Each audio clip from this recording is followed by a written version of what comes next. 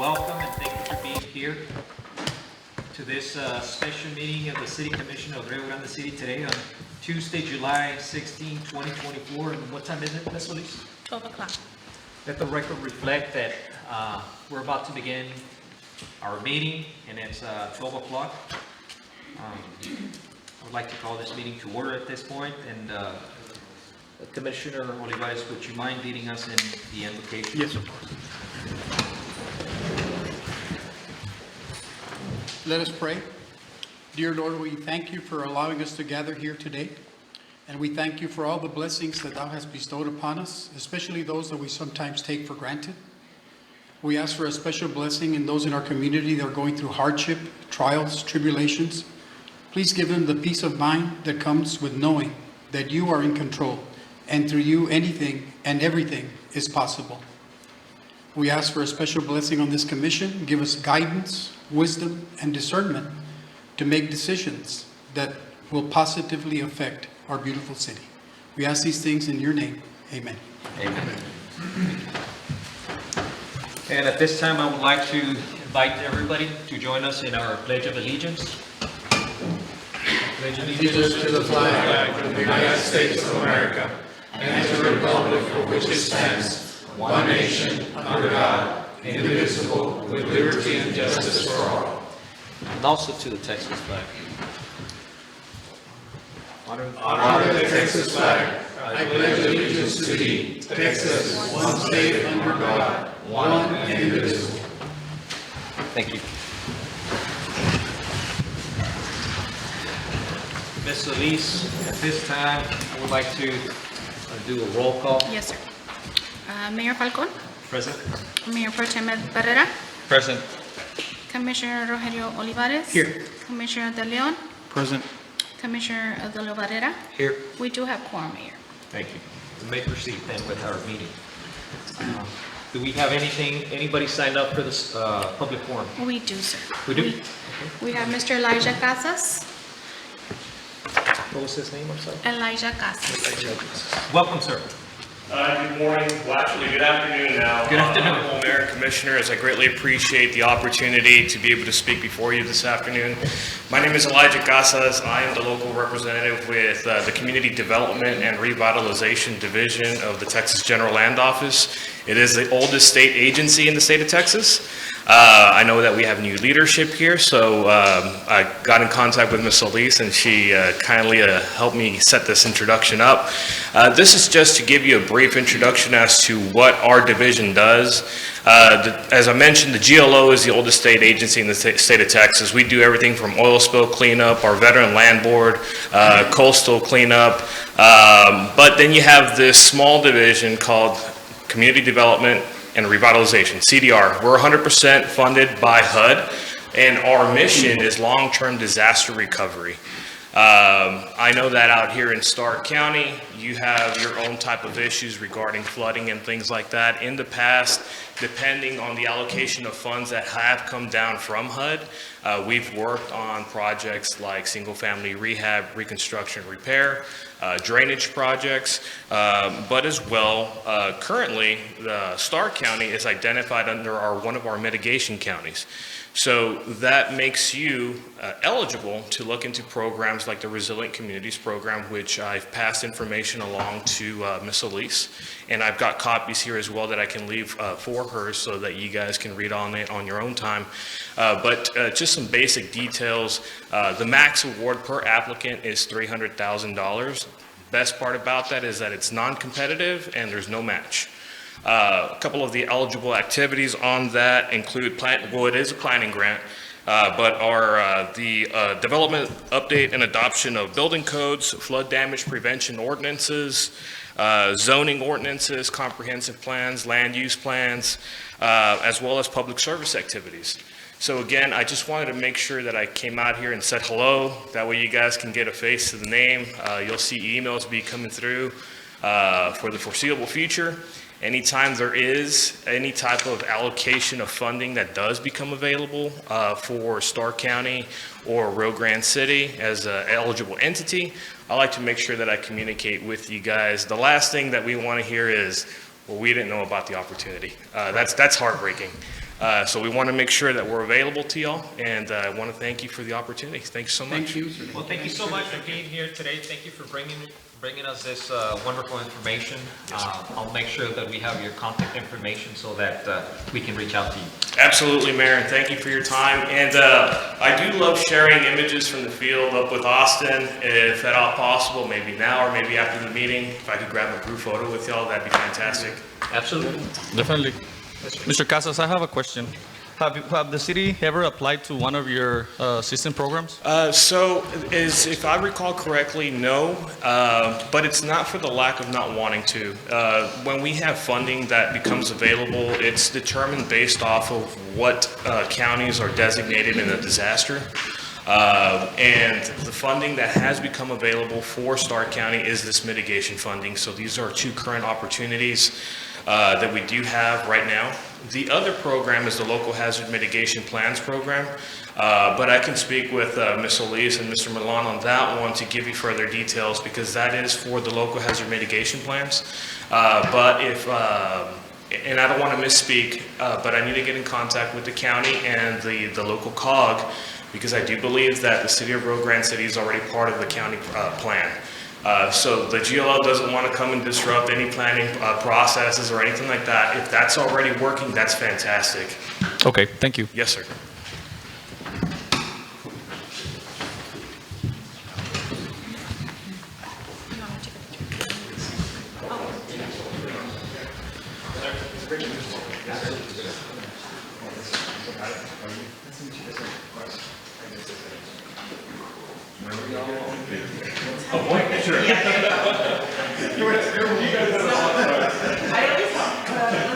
Can we take a step 2 girls to the left? Okay. There you go. Good. Here we go. Ready? 1, 2, and 3. One more.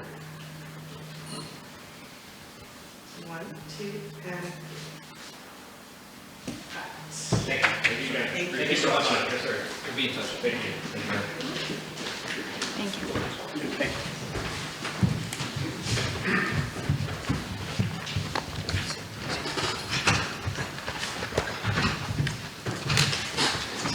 Ms. Solis, do we have anybody else signed up for the public forum? Oh, we don't, Mayor. We don't have anybody else. We move to item 1D, departmental reports. Yes. Within your package, you do have all the reports. They are labeled with their page numbers. We do have the police department first, if you want to visit with them. Absolutely.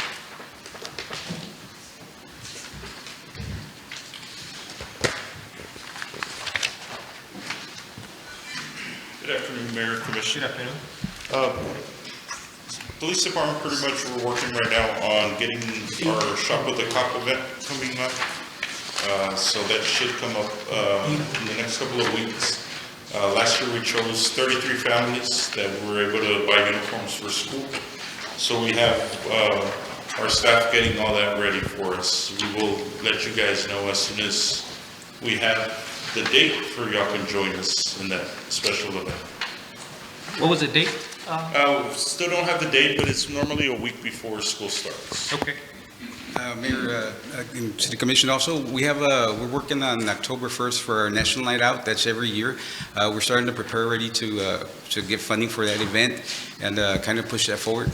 I know that Mr. Casas spoke about grants, Mayor. I know that we're looking at some of the grants that we have for the near future. We already participate in Stone Garden, Border Star, and some other ones, and we're looking at the DWI training along with the TxDOT training that's also available free of charge.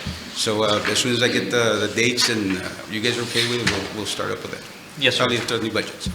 And Chief, Yes, sir. just one for the community to know that you and myself, we've been working together, and we've been trying to come up with a budget and with a plan to get our officers certified in DWIs and also in DOT, so that our department can even provide more security to our families and to our community.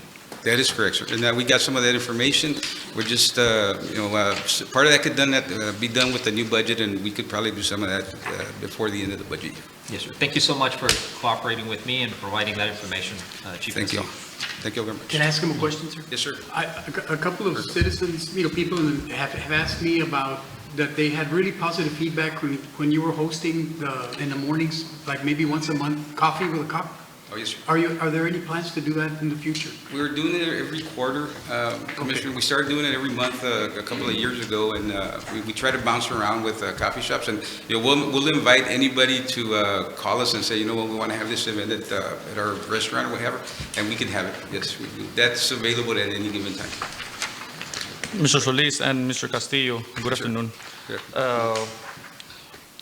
A couple of weeks ago, maybe 2 weeks ago, the mayor and I had a conversation with TxDOT, and we requested a synchronization of the lights. It's a huge problem right now, and they said that it would take between 2 to 4 weeks to come and do it because it's everything electronic. So as my understanding, they haven't done it yet. And just yesterday, I experienced it myself. Around 4 p.m., I had to make a long line from Casa de Adobe all the way to HEB. Is there anything you can do meanwhile to help with the traffic, because it's getting to a point that it's gonna be a chaos very soon? More than ever. Like yesterday, I think is the longest one, the longest lane I've experienced in my life. I think, Commissioner, that we could probably put out some of the alternate traffic routes through San Benito, San Antonio, and maybe the new loop, and that would probably ease some of that problem. If it gets really bad, we could get units to push the traffic at the lights for 15, 20 minutes, and that'll ease the traffic a little bit. And we can get the text. I know that the light that controls all the other lights is a Walmart light, so if that one's kind of messing up, the other ones will mess up. But we'll follow up on that one, and I'll give Tex a call myself and see what issues and how we can help them out with the traffic. But maybe meanwhile, I don't know if that's a strategy, you can work it out and then let us know what approach can you make, but maybe have some officers there during peak hours that would maybe alleviate some of the traffic, and we just want to make it, we'll keep flow. monitoring the Commissioner, and we'll see what's going on with it, and we'll put somebody there to kind of just push take it. a look today. Maybe it was just yesterday, but it was Monday.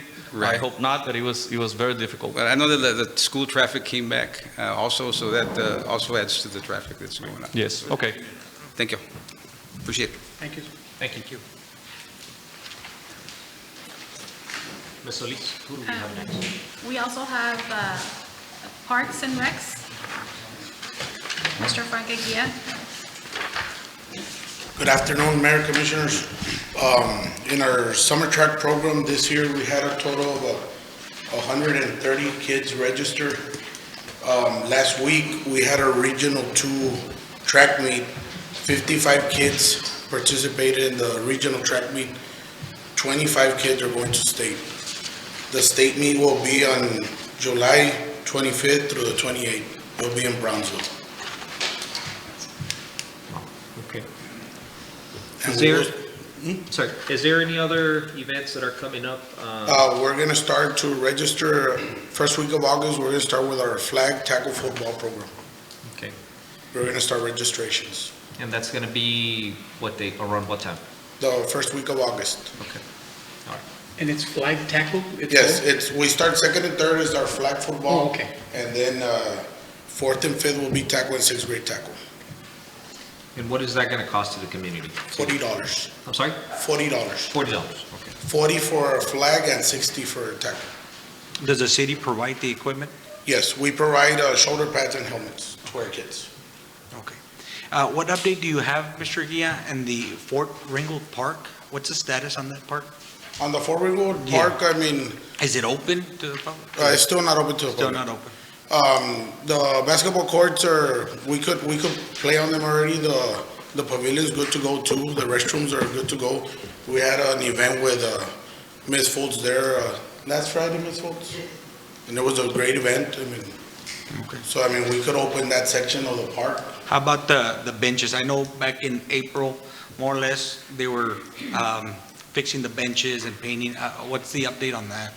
On the field? update on that, we've been looking at different prices, me and Ms. Hernandez, with tips, on different, for the bleachers, because they have to be all repaired. Okay. On that part, Mr. Eguia, I was told, I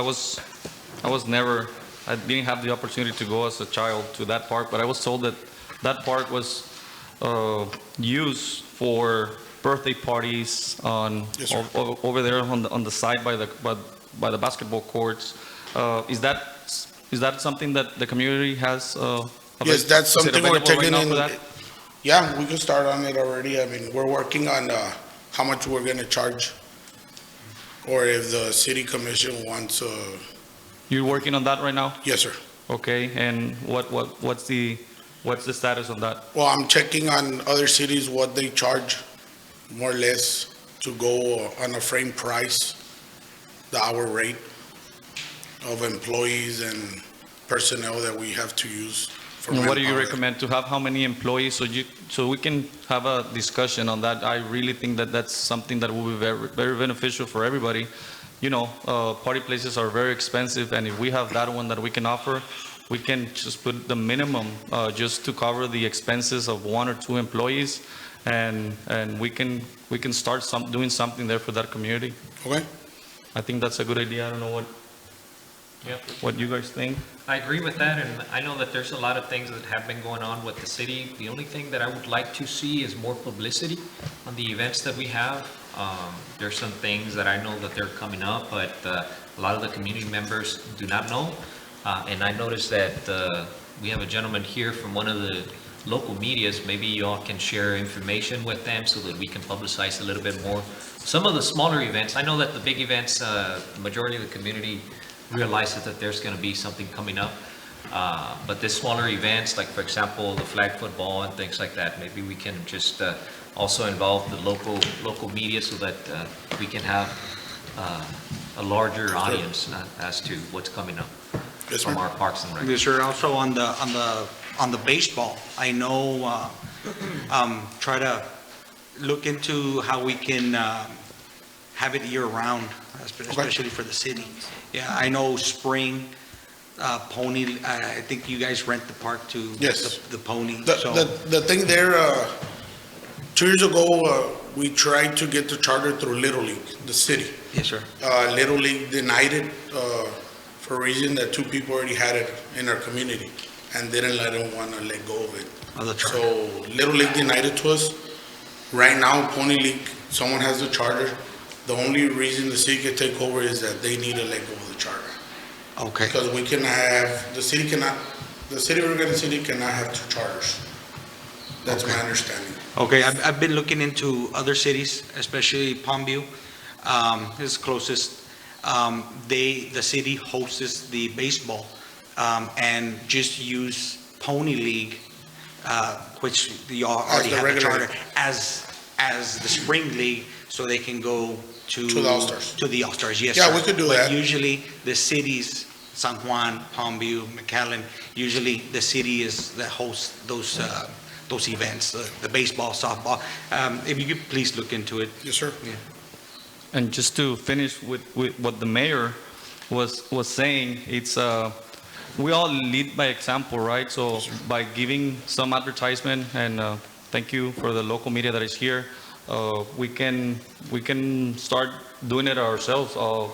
Us, the commission, the mayor, and the city employees can also help promote all these great events, because we just don't know about them. Even us, we're here and we didn't know that was about to start. Just yesterday, I went to the library.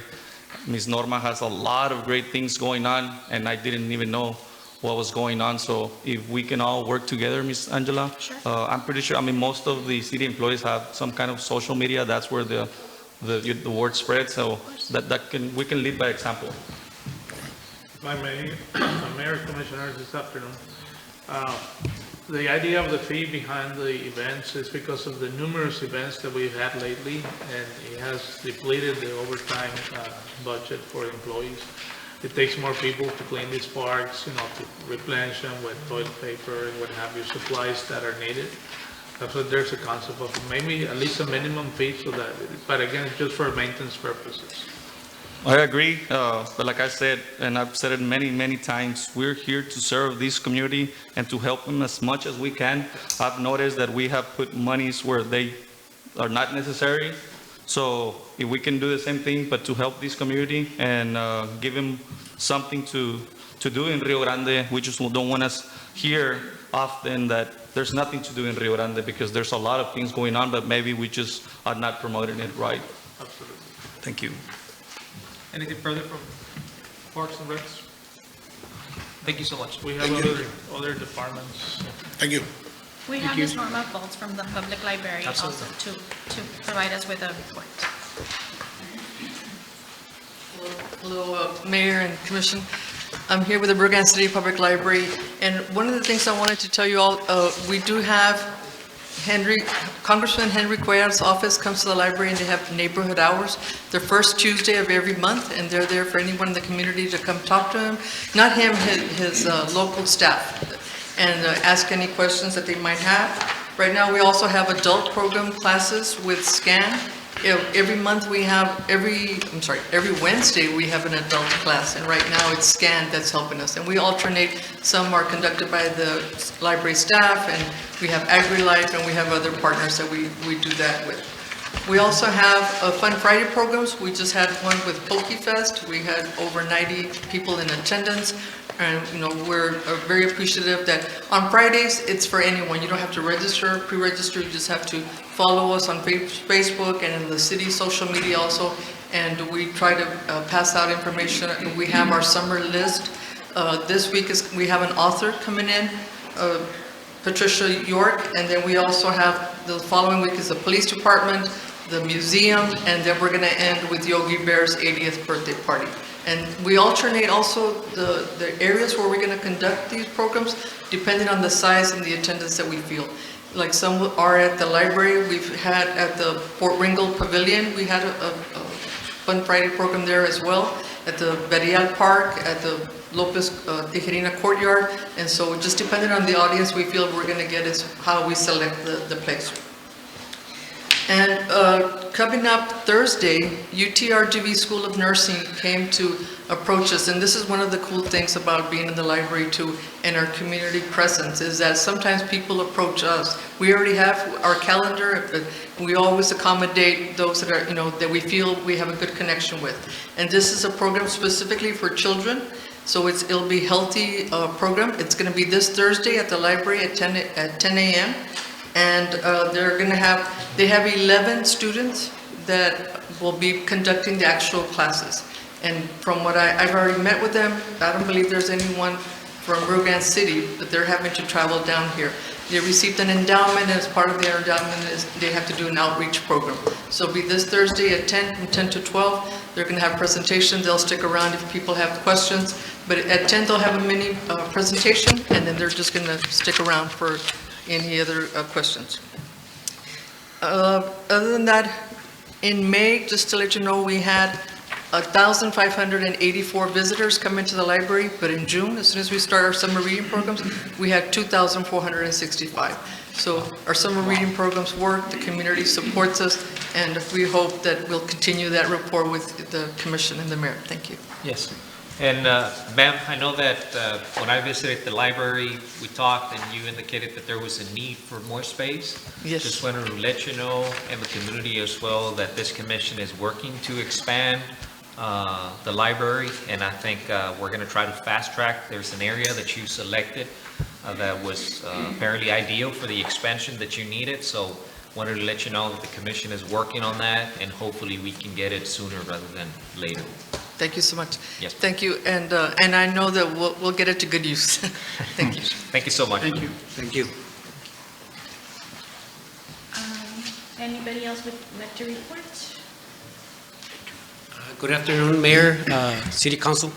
My report is there on your packet, and if you have any questions for our department, I believe there's the lighting. Yes. On the, I was about to ask that. So we're in the process. AEP is waiting for the check. That's about it. Once they receive the check, it'll take them like 4 to 6 weeks to start the process on the. How many lights did you say? It's gonna be 17. 17. 17. See, it's gonna be on Eisenhower from 3167 all the way to Fairgrounds. And they're gonna be LED lights. LEDs? Okay, so, and have you done the,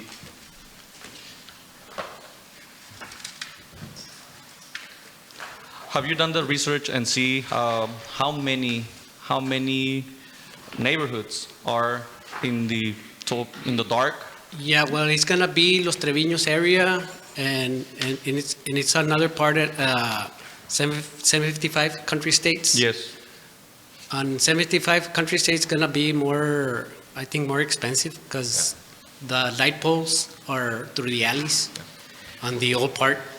And Mr. Barrera, I'm hoping that by the next time that we have a meeting, maybe within a month or so, that we can actually have a survey of the necessities of the community in terms of lighting.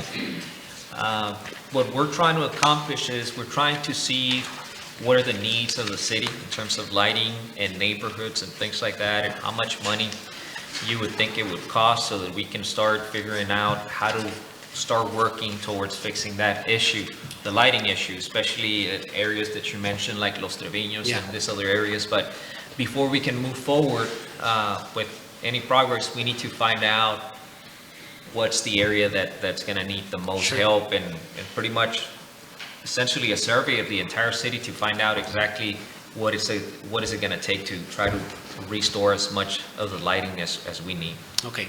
Okay. Thank you. That might mean actually checking out these neighborhoods at night, you know, Right. when it's. Yes. Sure. Yeah, I have a list that I can also provide to you. Sure. And I'm sure we are live, so if there's a necessity, and if you're in the dark, just also call the city and let us Yes, know. any citizen that would like to Yes. call us, That would be great, because we can go directly there Sure. and check, and if that's a need, we can just write it down, and by the time, like the mayor said, you're ready for the next meeting, you can have the survey and the amount of lights we need, and we can definitely find a solution for that. That's a necessity. Sure. Lighting and sewer for us, it's, the infrastructure, it's a must. One more thing, do we have a pinstriping or painting machine that the city? Yeah, we does? have a small paint stripe Is it machine. working? Yes, yes. Okay, it's because, just for example, here on Trophy, I mean, there's a lot of pedestrians that walk, and there's no lines, there's nothing, and that's one of the biggest concerns. For that, I believe we will need to use like a better, it's like a thermoplastic paint. Okay. Which that machine doesn't work with Okay. that kind of. Okay, well, can you please look into it? But we can get a contractor to get like an estimate. Yeah, especially because I know there's some neighborhoods also and some that do need some pinstriping. Sure. Yeah. Anything further? Julio? Any questions? We're good. Thank you, sir. Thank you, sir. Thank you. All the reports are listed in your packet. I don't know if we have anybody else in the audience that would want to present. We have the planning department, sir. Good afternoon, sir. Good afternoon. I know you have your package and information there, but I'm going to try to give you some numbers that we did for the month of June. Our office permitted 155 permits for the month at a valuation at $1,841,393. We also did 17 total plan reviews for the month. And also we did 127 building inspections. We also did a subdivision review of 3 subdivisions. Just to let you know, we also did 19 health inspections. And the big news is that we did permit IHOP. IHOP is a franchise that's coming in at 5,245 square feet, evaluation at $1,068,168, and hopefully they'll employ up to 70 people. How many? About 70 people, they were saying. 70. 70. And Previously, I'm sorry, permitted the foundation only, but they got permitted fully now. They have the permit for the whole project. There's a groundbreaking schedule this week, no? Am I correct? It's going to be rescheduled. Oh, it's going to be rescheduled? Okay. Okay, all right. Mr. Cantu? Yes. For all those inspections, who's doing those inspections? Myself. All of them? 95% of them. And the other 5? Is Mr. Milan at one point when I was out for the week. So now that you are the planning director, are you planning to continue, or are you looking for help? Do you need help? We are looking for help, sir. You're looking for help? Yes, sir. Have you opened the position? At this point, it's in-house. It's been open? Yes, not yet, not yet. Oh, okay. Is that what he said? Yeah, it's in-house. We're trying to find somebody in-house or so on, but we're looking for somebody. Do you think with one person it's enough for the amount of inspections you are doing and plan? And I'm sure your office staff it's Yeah. in need. It's a need, it is a need, and it's growing, the city is growing, so when I first started it was fewer, but now that is a little larger, so time is a question here. We might need, one for sure, maybe a possible 2, but yeah, it's a lot Only of for inspections. inspections. What about the like in your office staff? Office staff, we're good at where we're at. I mean, we could probably use another planner and maybe another code enforcement officer that we're missing. We're still missing a code enforcement officer. Okay, so are you planning on having somebody with experience? Do you know if there's anybody with experience within the city, or? At this point, we're still looking. Okay, Yeah. so hopefully you get.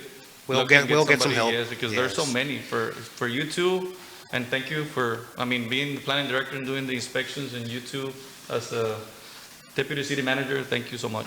Thank you. Thank you, sir. Thank you. Okay, I think that's going to conclude our section dealing with the departmental reports. So we move to item number 2, A, approval of minutes from previous meetings. A, City Commission special meeting held on Monday, June 24th of 2024. You have any discussion on that?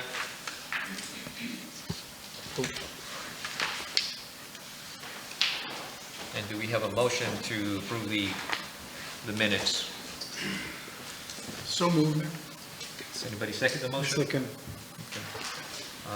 All of those in favor say aye. Aye. Motion carries. Approval of Planning and Zoning Committee meeting held on Thursday, July 11 of 2024. Any discussion on that item?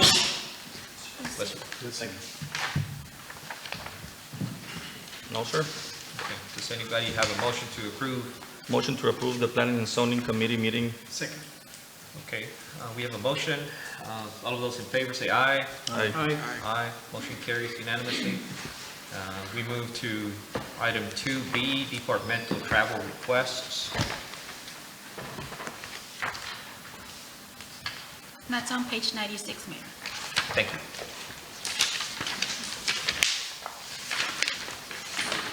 So on your packet, you have 3 departmental travel. One by the police department, another one from the Parks and Recs, and the planning department.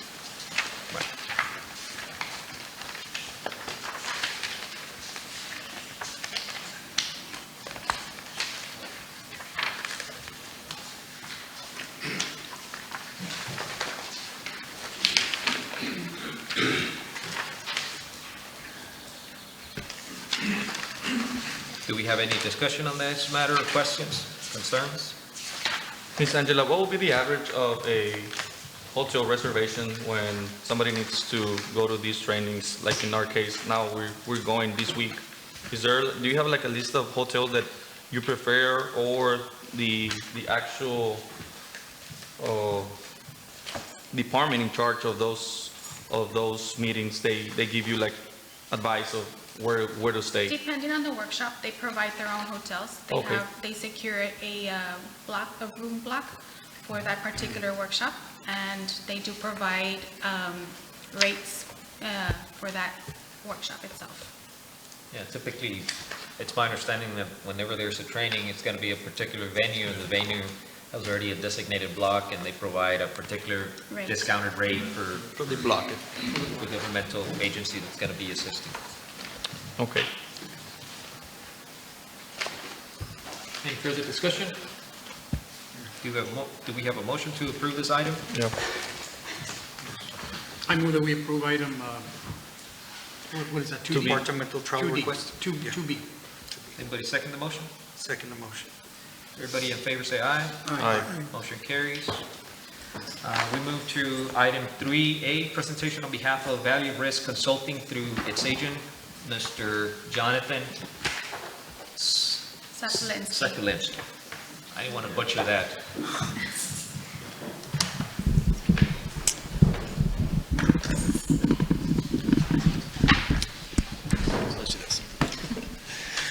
Yeah, it's okay. It's a tough last name. I get it all the time. And born and raised in the Valley, it was fun and growing up. So did everyone get a packet, the employee benefits packet? Okay, so you should see this in front of you guys. This is an employee benefits guide that we give to all of our clients, as well as, do they have the PowerPoint presentation as well? Or is it available on the screen?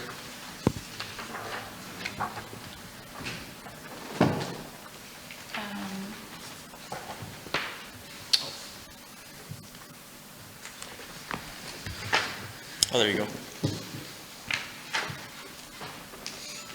So we did 3 different things. We did a letter of interest, which should be in your packet, which is a 1-page summary of all of our services we provide, as well as this presentation. Do I have a clicker I could use? No, sorry. Okay. We're working on it. Okay. Let's go to the next page. So I'm going to give a quick 5-minute overview of the company. I'm Jonathan Sekulinski. I'm one of the partners at Valley Risk. This was founded in 2002 by my partner Roger Garza. We are Hub certified, and with all the employees at our office, we have over 130 years experience with employee benefits. We are localized in South McAllen. We have employee benefits brokerage firm, consulting firm, property and casualty consulting and brokerage firm. We also have a partnership with a third-party administrating services. This is for your Section 125 voluntary plans that you currently offer for your employees, which would be your cafeteria plans, your dental, your vision, accident, cancer, life, etc. Also, we have a division in our office. We handle 401k, 403b, 457, basically retirement services for all the city's needs. Currently in the Valley, we have over 30,000 employees that we consult or broker on their benefits for. On the very last page, you can see some of our references. We have McAllen ISD, Brownsville ISD, Sharyland ISD, City of Palmview, San Juan, Port Isabel, Weslaco, and so on. We have our on-call 24/7. Our office hours are 8 to 5, but we also have on-call every week. It rotates, so we have availability to help all your employees' needs for any, ID cards, help going to an urgent care, emergency room. We are there 24/7. A little bit about our team. I'm one of the partners with Roger Garza, Jonathan Sekulinski on the top. We have our office administrator, Javier Leal. Chrisanne Mejia is our office manager, and our PNC division is with Linda Billings. Marco Cavazos, who's here today, he's our human resource compliance officer, as well as he builds all of our employee navigators, our employee benefit administration systems that we give for free to all of our clients. As well as with me today, I have Laura Galvan, who does our enrollment coordination, as well as any auditing for our groups. And we have about 5-6 more customer service reps that don't have pictures for yet. So next page. So why Valley Risk Consulting? We like to pride ourselves at being the forefront on employee benefits in the Rio Grande Valley.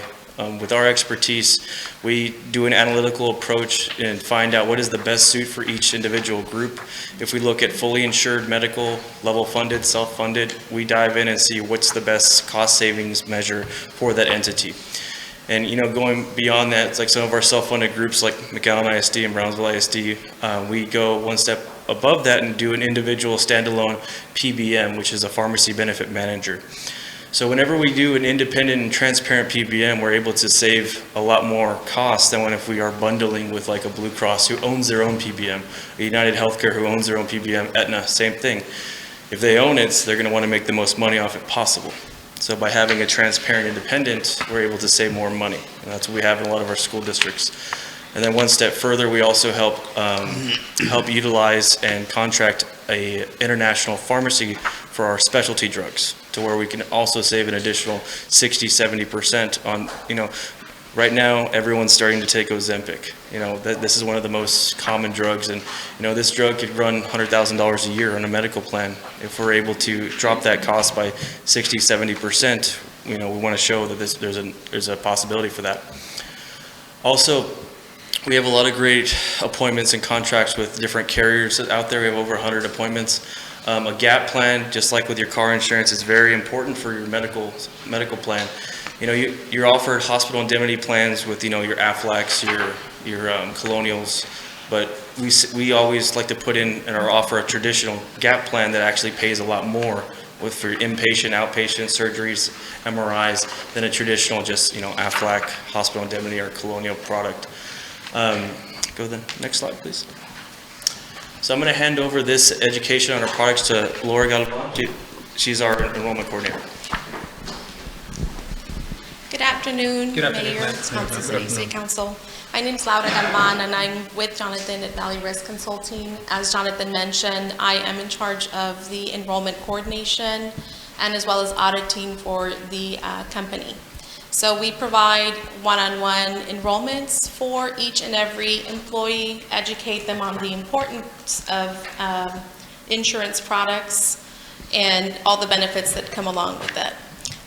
Post-enrollment, we also handle their calls, any kind of questions with benefits, help them assist in filing any claims, the maintenance post-enrollment thereafter, as well as helping with the department with any kind of billing questions, any kind of audits, assistance with new hires and terminations for the current employees. As just to mention, we do have a support team, as Jonathan mentioned. We have 5 CSRs that are available to answer calls or questions at any point. We're on call as well. We help administer the COBRA Section 125 piece of it as well. The team will coordinate, as mentioned, the open enrollment and new hire meetings. We'll create booklets similar to what you have with all the benefits. That is a sample booklet that you have. That way, once you know the enrollment is done, employees can refer back to it, and obviously we also have resources where they can get information, you know, as far as where to contact or who to contact. Wellness coordination, we have helped other cities conduct health fairs, so we can also work with you, partner up to conduct a health fair if need be, to educate again the employees on the benefits that are available and the insurance products that they have. Just again, reconciliation is very important, reconciling those monthly deductions versus the invoices to make sure that, you know, employees that are enrolled are truly accounted for, and then benefit administration system that will integrate with all the carriers, which is a platform that is available to the administration and us to enroll the employees. Okay, and now I'll pass this on to Marco. Thank you. All right. Afternoon, Mayor and Commissioners. So one of the things that we like to do over at Valley Risk Consulting is we like to squeeze out every single kind of benefit that the carriers can offer for us. And this includes our value-added services. On top of, you know, Section 125 or ERISA handling and making sure that you all are in compliance with IRS codes and making sure, you know, all the deductions and everything else add up to what it's supposed to be. We also offer human resource compliance assistance in any aspect of human resources. We have professionals that help us out, or if it's not myself that can answer the questions, we get you in touch with them. To be able to, you know, make sure that you all remain in compliance when it comes to anything within the scope of your employees and the practice within the company. We offer employee assistance programs as well. You know, life happens, and sometimes these employees, they need to be able to see a counselor, they need to be able to do, you know, the online, you know, teledoc or anything like that. So these value-added services, those things are included with it so that they can be able to get the assistance that they need. Will prep service when it comes to financial and legal advice as well, that's going to be included with it. We also offer the harassment and discrimination trainings. So, you know, if your all's HR department currently provides to the city employees any of that, we can also assist in adding into that to make sure that they're, you know, you all are providing everything that they possibly need. And when it comes to the COBRA services, you know, you always got to offer COBRA within a certain amount of time to remain in compliance as well. We will assist in that to make sure that, you know, your HR department or anybody that handles the benefits within the city can make sure that they get in touch with every single one of the employees that should be offered that program. And, you know, we help administrate it as well. If we can go on to the next page, please. And then also the systems that we use, Employee Navigator and Ease. My preference is Employee Navigator. It's a great system, Ease is as well. But these systems help to maintain the data to be able to go through the enrollment and to continue new hire onboarding as you all continue to have new hires and terminations within the city.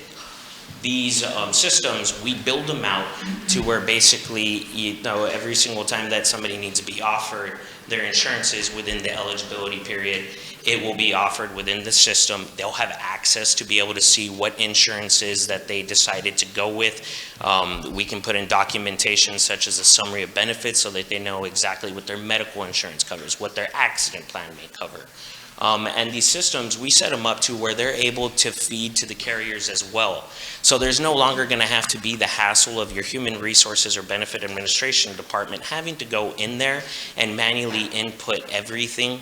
So they would just simply put the employee onto the system. We would get in contact with them and make sure that they're educated and understand exactly what they're being offered. And then from there, they're able to continue to see what they have or get any assistance through the system. And it also helps out the city in maintaining the files that they're going to need in the event IRS ever has questions. It also can be used to help with the 1094 and 1095 reporting. It can automatically be done through that system as well. And then at the same time, of course, making sure that, invoices and everything else is up to date and that your payroll has all the correct deductions and reportings for any of the, employee deductions that go through. That's what we offer here at Valley Risk Consulting. The system is completely free. That's what they were talking about with the benefit administration system. It's super simple to use, and we also offer the training for whoever the human resources or benefit administration department is going to be that's going to be monitoring these things. And it continues to hold that information year after year. So in the event you ever need to go back or you need to make any sorts of what's called reports for it, it's always going to be there. And then, of course, you always have us to be able to speak to get anything that you possibly need. But yeah. And if we go to the next page, these are the references that Mr. Sakulensky was referring to. On top of these, we have a lot more clients as well. It's more than just public sector. We do private sector as well, such as Ashley Pediatrics, a very familiar name, and Sames Engineering, stuff like that. But thank you. Thank you, sir. Thank you. Yes, sir.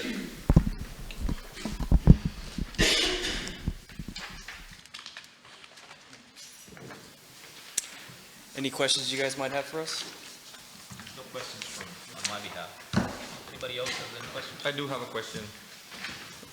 Ms. Solis, what insurance plan do we have? I'm sorry? What insurance plan do we have with which company? Currently, we have the Blue Cross Blue Shield, and I believe Ms. Valerie Brown is here, so she can provide more information regarding that. Okay, I just wanted to know, Mr. Jonathan, for these, your insurance, is it gonna take over what we have, or it's a supplement, or you work together? Do we pay more for your services? Or because honestly what we want to do, have better service with better rates. That's what this commission is all about. Yeah, of and course. if the employees have better services, a better rate, well, I don't see why not, but that's my question. Yeah, so our services are at $0 costs. We actually work with over 100 different carriers, Blue Cross being one of our most favorable one to work with, as well as United Healthcare, Aetna, and there's a million out there, but we actually don't charge the city for our services, that we get paid by the carrier. So this is like with Blue Cross, for example, if we do potentially take over and manage, we actually get to go and negotiate on the city's behalf and then actually shop everything out for you. So like, let's say with your medical right now, I believe you're fully insured. If we take over as agent of record, we go in, we analyze the tier 1 reports, the tier 2, the Blue Access, then we find out, okay, what's the best way we can save the city money? Do we look at, self-funding? Do we look at fully insured level funding? And then we can go to other carriers and start negotiating better rates for your employees and for the city to once again help with the budget. Now, if there's a transition period where you become the agent for the city, is there any gaps of coverage? No gaps whatsoever. I believe most cities in Texas are an October 1st effective date. Is that the city real? So it's an October 1st effective date. If we potentially get appointed, let's say hypothetically, in the month of July, we would be appointed August 1st. So it would be the first of the month following the appointment. So then we were able to start, utilizing and helping the city out with any of their service needs, and then actually help out with negotiating for the renewal, which is going to be coming up pretty quickly. Okay. And do they have like an enrollment dates, or it can be effective as soon as possible? So let's just say we do get appointed, we would start, August 1st, we would start servicing and start quoting for the city. But we would actually have to do an open enrollment probably late August, early September, and it would be for the new plans for October 1st effective date. You typically want to do an enrollment more than 30 days out so we don't have any disruption. But let's just say we hypothetically did take over as agent of record, there would be no disruption whatsoever. It would just be another extension of the city as a servicing member to help with the city. Okay, just clarifying, better services, no cost for the city. Correct. Okay, and you said you had some references here. You know where? Cannot find it. Right there. It's up there. So we have McAllen ISD, Sharyland ISD, Ed Couch, Elsa ISD, City of Laguna Vista, City of Palmview, City of Wesco, City of San Juan, City of Port Isabel, Point Isabel ISD, Hidalgo ISD, Texas Southmost College, Port Isabel Housing Authority, and I think Mercedes ISD as well. And I know we're missing a few, but that's a decent amount of our public sector. Mr. Jonathan, and I know the insurance coverage, is this HMO or PPO? So we offer every single HMOs, EPOs, PPOs, POSs, everything that's under the sun we offer. Okay. But we're actually, I don't know what the city offers right now. It's probably HMO or PPO. It's a PPO. It's a PPO? Yeah, so if it's a PPO, we don't want to hinder your employees and go backwards in any way. Yeah, to go back. So we want to stay within. HMO, and that's kind of hard. It's a Are you lot better. familiar with the specifics of the current coverage that we have with Blue Cross? With the current city, no, I have not been privy to that information yet, sir. Okay. Because I was going to ask which of these plans would be more in line with what we have, but maybe that's something we could. Yeah, once I can actually take a look at it and dive into it, yeah, we can look at it. But this is just an example. This is actually, we just put this one together. These are just hypotheticals. Mr. Milan, so maybe a recommendation is for you to get in contact with our current insurance, Blue Cross, and maybe look for references for this company, and start from there, and then if it benefits the city this much, I don't see why not. We can give it a try and see where when we can start. So I think that will be very beneficial. Like it's too good to be true, but It's always good to have someone fighting for you, and that's what we do. As a brokerage firm, we will go fight for the city and make sure we can save every penny we can. And maybe besides not paying and getting better services, do you add more besides what you just said? So some of our cities, once we're able to save some money, they actually like to sponsor like a dental or vision plan for your employees, or maybe even a life insurance. So that's something we were able to bundle in a few of our cities and save money. So then since they save money, they said, heck, let's reinvest it into our employees and offer, a paid for vision, a paid for dental, a paid for life, a paid for gap.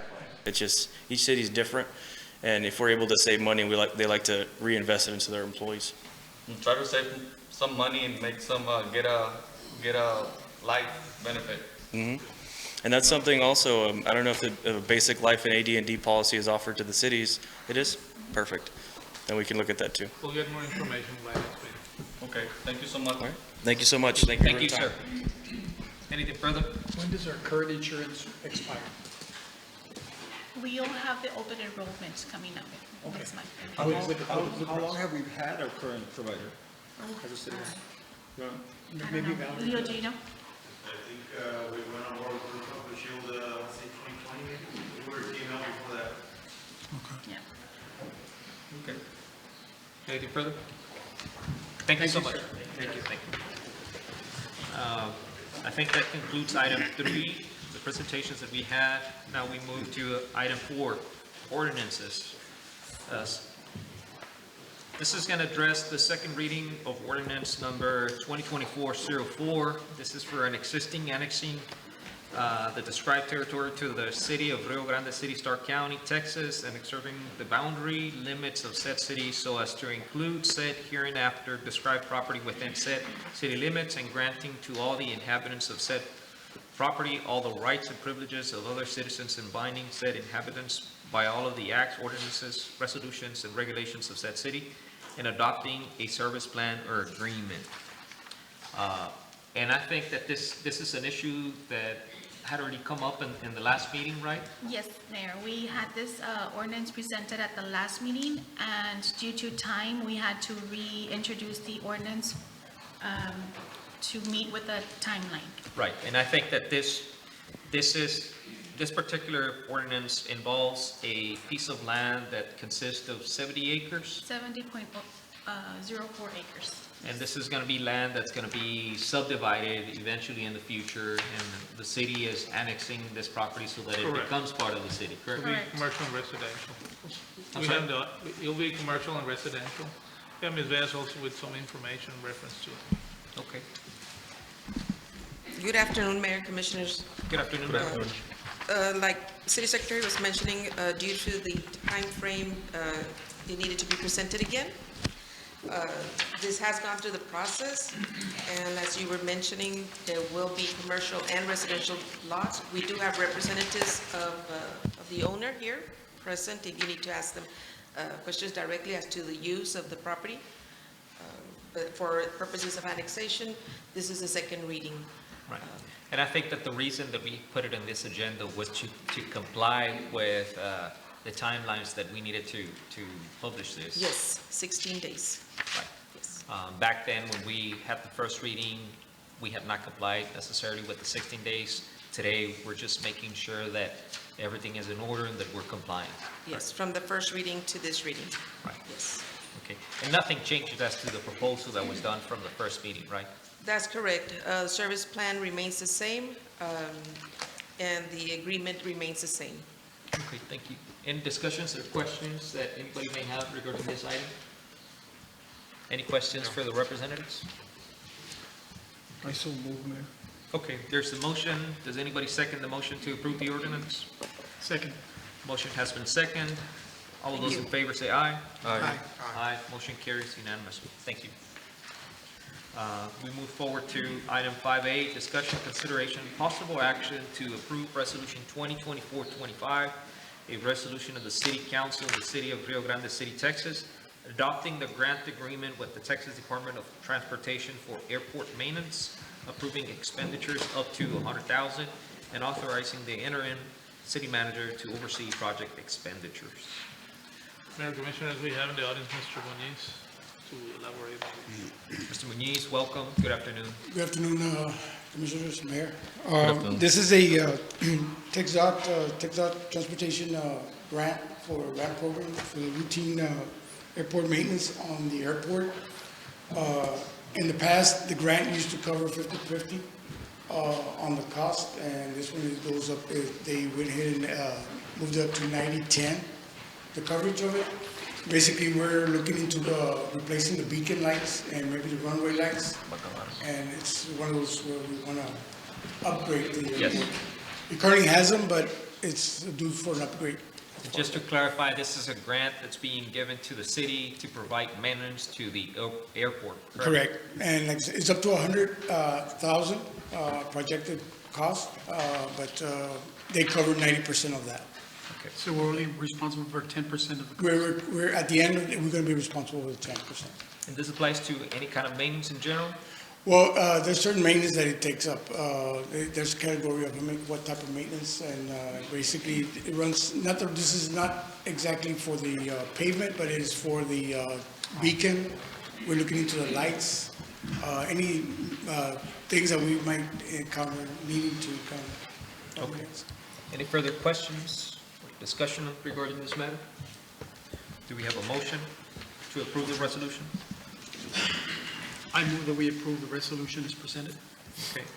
Does anybody second the motion? Second. Motion has been second. All those in favor, say aye. Aye. Motion carries. Thank you so much, sir.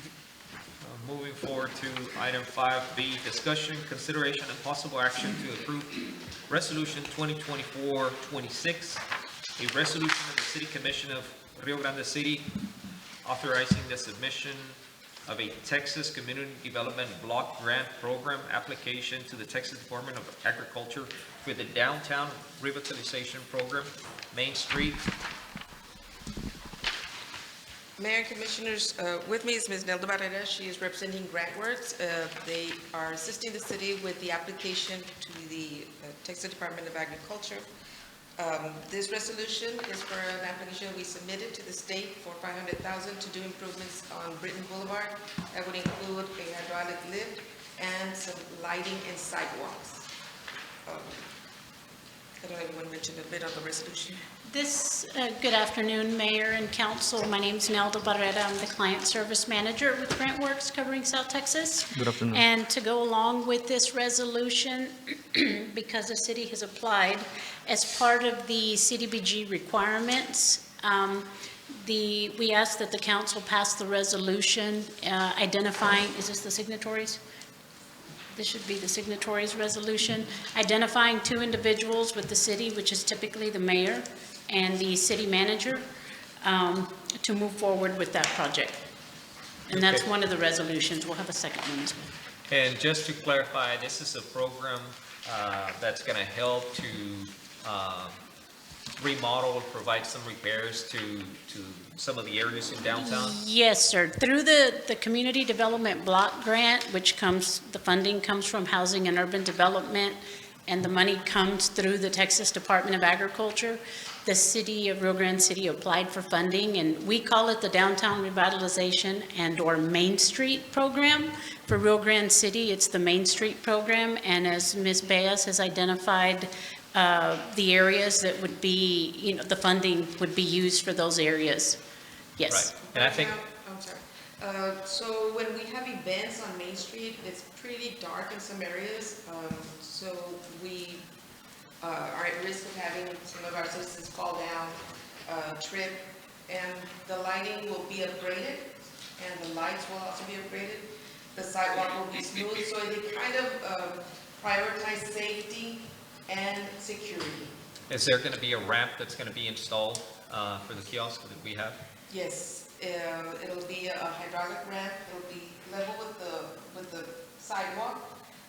When in use, it will allow a person to back up or get in, and it'll lift them to the kiosk, so they don't have to climb the stairs. I know it's a lot. That's a hydraulic lift you're talking about? Yes. Oh, okay. It will allow them to access without having to go up the stairs. I know some of them can't walk up the stairs. Right. And the amount of the grant, ma'am? 500,000, Okay. with a match of 50,000. Okay. Any further questions or discussion? The next one is. Do we have a motion to approve the resolution? So moved. A second. Motion has been second. It's up for vote. All of those in favor say aye. Aye. Aye, motion carries. We move to section item 5C, discussion, consideration, and possible action to approve resolution 2024-27, a resolution by the City Commission of the City of Rio Grande City authorizing city representatives in matters pertaining to the city's participation in the Community Development Block Grant Program. And I think this goes along with the Yes. prior resolution, correct? That's correct, Mayor. So it's just requirements that are needed for the application that's due on August 30th. I move that we approve item 5C as presented. Anybody Or second? 5D, I think it is. A second. Second. Motion has been second. All of those in favor say aye. Aye. Aye, motion carries. Moving to 5D, discussion, consideration, and possible action to approve resolution 2024-28, a resolution by the City Commission of the City of Rio Grande City authorizing the submission of the grant application to the Texas Parks and Wildlife Department for the Splash Park and Soccer Field at the Fort Ringgold County Park. This is one of the items, ma'am, that I would like for you to elaborate a little bit as to what this grant is going to entail and what is the purpose of this matter. This is a Texas Parks and Wildlife Department application. It is for an outdoor recreation. That is their funding. It is at the Fort Ringgold County Park. It will fund a soccer field and a splash park. We are in the process of working with the gentleman who provided the presentation about maybe 2-3 months ago, because they do deal with square footage, and also they have an alternative to have a reverse osmosis beneath the splash park. And of course, that is more expensive than this regular, but I believe it'll work out in the long run, because otherwise we'll just be spilling water down, Right. you know, the drainage. So this application, we are working as quick as possible because it is due on the 1st. We will be holding a public hearing, and hopefully, you know, we can get those budgets. I know Commissioner Barrera has volunteered to help me with the budgets on the soccer field, and the gentleman from the splash park will be working on his end. Right. And this is going to be obviously for the benefit of the community, so that kids can play around at the soccer field and also the splash park, correct? This is a community project, yes, sir. Okay, thank you. Any further questions or? Yes, just to add on that, we just wrote here there's going to be a soccer field, but in reality, it's going to be 3 or 4 fields in one, just so that we can be clear. And it's going to be lighted, and we just want to have our own leagues of soccer. We know it is a tremendous sport, and we have a lot of citizens that go to neighboring cities to go play, so we want to have them here. We want to give them their space they need, and it goes from all ages, from the little ones all the way to adults. So it's going to be a great project, and thank you so much for working on these. And the splash park is also something that we really needed this summer. It's about to end, but hopefully we can have it ready for the next one. So far, how far are we on the application? We have the forms already filled out. This resolution is part of it. I'm pending the budget. Okay. In the narrative. I did want to ask, these are not FIFA regulated Okay. fields, right? It's just a 7x7? Yes. Okay. Yes, it's not the regular soccer field. It's going to be a 7-against-7. And I already made the public information request on 2 cities that have done it in the past. I want to see their cost so that we don't get surprises and we can get the best possible costs available, and so we can move forward. So I should have them maybe in the next 6 days, okay? It's due August 1st. Oh, yeah, no, we're good. Okay, and it is a 50% match, so just, you know, whatever we ask for, we have to put in the 50%. Is there a limit that we have on the grant? I believe that this grant goes up to 750,000. Okay. Any further questions? We're going to be good on that budget. Are the fields, where they're going to be at the old baseball fields, or where are they at? No, right in the middle. We're thinking about right in the middle on the old park. Yeah, the old park, not the new one, not the. Yeah, that's what I'm saying, yeah, the old one. Fort Ringo, yeah, Fort Yeah, Ringo. it's Fort like- Ringo, yeah. Yeah, try to bring back the old park that used to be the county park. Trying to install some new items there. Obviously, we heard earlier that the basketball courts are good to go there where kids can come over and play. The other idea there is that probably can be utilized for the community to use it for parties. We're still trying to discuss whether that's going to be at a cost or free. You know, there's also the issue of providing maintenance and restoration to the park. Can that grant money be used for the baseball parks, the 3 fields that are there, to upgrade them? Like, 'cause I know they need a lot of work. They can, Commissioner. Just, so you know, I believe the splash park itself will be about 300 and some thousand. Okay. And then the soccer field, depending if you're going to use a sprinkler system or the turf, so that can eat up Yeah. a lot of the budget. For the splash parks, I know it was done in the previous commission. Was there only one presenter, or? I believe there was only one. There was yes. only one? We are working with them to kind of get a budget, but once we do get the grant, the state does require us to do an RFQ for an engineering firm to design everything. I know earlier we talked about the bleachers there too. Do we already budget for that, or no? I think the EDC, Ms. Hernandez had some. We have money set aside, we have a park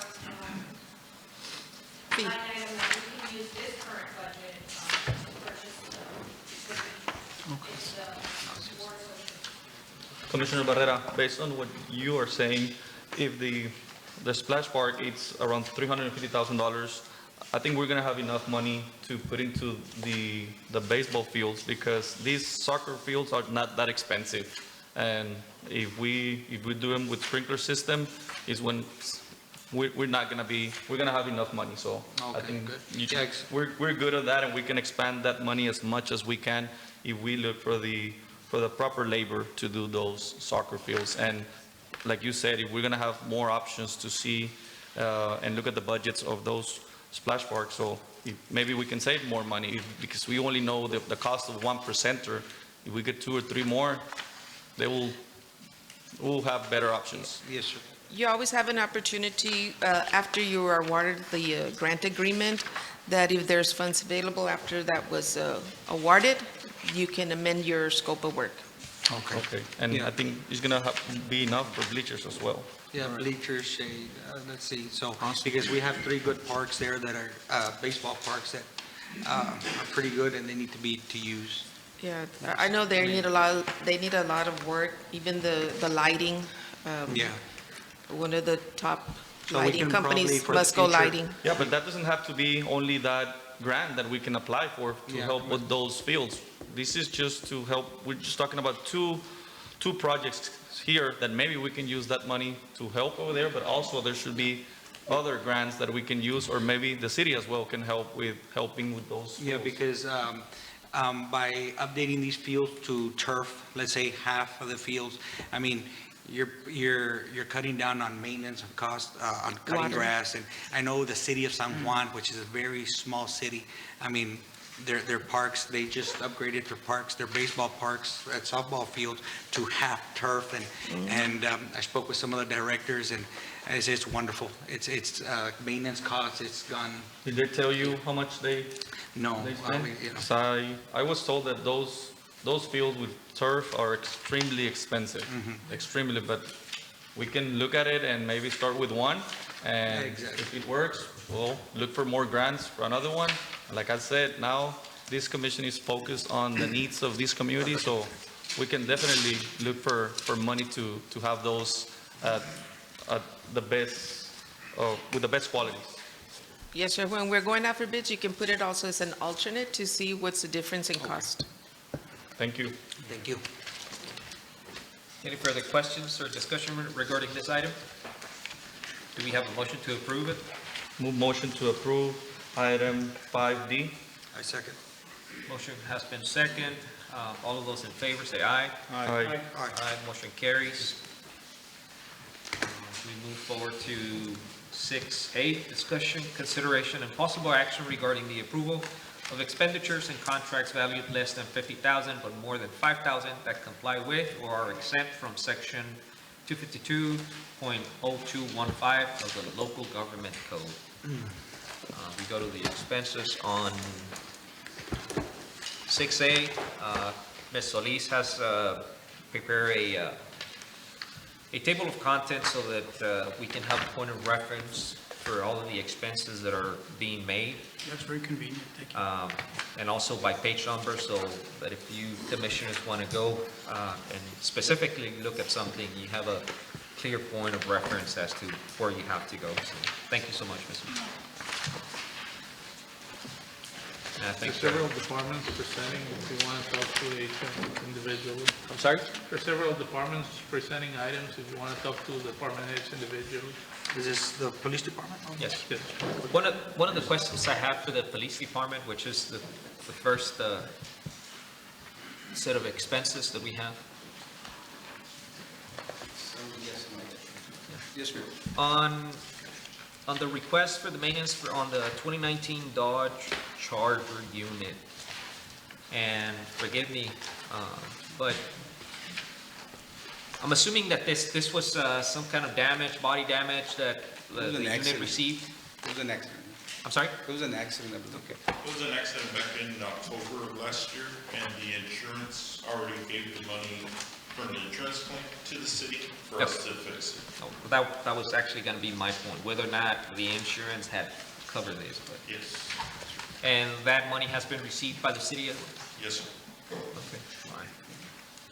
On the quote for the tires, good 33 tires, I know with the companies from McAllen, did we get any quotes from local companies, or local tire dealerships? We got some of those numbers. We've been getting those tires from Goodyear for, gosh, since I was in 1995, I think. You know, they're the hub to get those high-rated tires for the police departments, I think almost valley-wide. So they're rated 100, 130 miles an hour. We did get some quotes from about 5 different dealerships, Walmart, I think Grand Butane, Ford. Ford gave us a quote for the same amount of tires, and they came in at $8,263. And the Chevy dealership actually sent me a text with their quote. They only had 16 tires in stock, and their price was already over $4,000. Over this, okay. Yeah, so everybody that we got quotes on, they're more expensive. They buy them in bulk and they have them readily available. So that's why we purchase them from them. And if you have a flat, you know, these tires last from 3 to 7 months, depending if you have a flat, or because you don't want to use a tire that has a puncture again if you're going to be going 80, 90 miles an hour. So And I'm sure I speak for the commission, we appreciate, you know, giving the local vendors the opportunity to submit bids. Yes, sir. And We that's do all that we once can- in a while just to make sure that we're on par with what we're Yeah. doing. And I think that also this particular vendor gets a special discount, governmental discount for law enforcement, something like that. But I don't Yes. think that some of the other vendors have access to. And they have them ready available, Mayor, so like some of the, they're not sold very much anywhere else, so, you know, we'll get them right away. If we have to get them here, it takes a while. And you know, as you see, we have different vehicles, different old models, the newer models that are in that list that you all have there. Right, yes, sir. Do you ever check that the description of the tire is exactly what we're paying for? For example, it says that 10 tires that are Wrangler and are at a cost of $183. And I have seen this one and I checked and it was very more expensive even online. So I was like, maybe I just want to make sure that we are getting what we are requesting. I know that we got some of those numbers from the Payne Ford dealership, so we can compare apples to apples, so that's more or less the number. I guess like they get them in bulk and stuff for other agencies, so they get them a little bit cheaper than everybody. Have you gotten these ones already? No. No? No, sir. Just, can you make sure, just Mr. Solis and... Just for your information, Mr. Barrera, I had one of our local vendors, Mr. Leal, check on the prices for all of these things. Okay. And he did confirm that there's no way that they can compete with this particular prices. Okay. I mean, I'm just talking about quality, just making sure, because like if that's the case, just imagine like, hey, I cannot compete and these people sells tires and maybe we're not getting what we're paying for, just to make sure. And also I've noticed no taxes, when the city buys something, there's tax free, okay, correct, okay. We have an officer specifically assigned to that, so he'll let us know how many tires he has left, so he's on top of what type Good, of tire. as long as we don't get the ducky tire. No. Okay. If I may, the one thing to consider is, like Mr. Levada said, the local vendors, or like you said, Mayor, the availability also to install them, because well, we might get a better price from somebody else, and you still have to worry about installation, and local vendors might be able to Right, deal with that. and I think that's fair, that we can shop around with the local vendors and try to spread it across the vendors as to who's gonna do the installations. Maybe you can find a few shops that do a good service for you, and then you can be rotating with some of them. Obviously, you're gonna be able to test them, see which ones are gonna be reliable, but it's our recommendation that we use several vendors for the installation. We've already reached out to a couple of different businesses that aren't part of the city vendors, and we're giving them vendor forms so we can sign up. Yes, sir. Yeah, let's start that rotation process, and also it's going to be very difficult for us to compete, for local vendors to compete on the purchase, but like they said on the service, definitely we need to do them here. And I think from the department, there's also a request for the purchase of a new antenna, and I think obviously that's for the communications within. That's correct. We bought the communication equipment, the radios, again, those burnt out a while back in the storm, and the insurance covered those. So this is the same company, and, you know, in order for them to warranty it, and you know, it has to be the same antenna. So it's all going to be brand new in the station.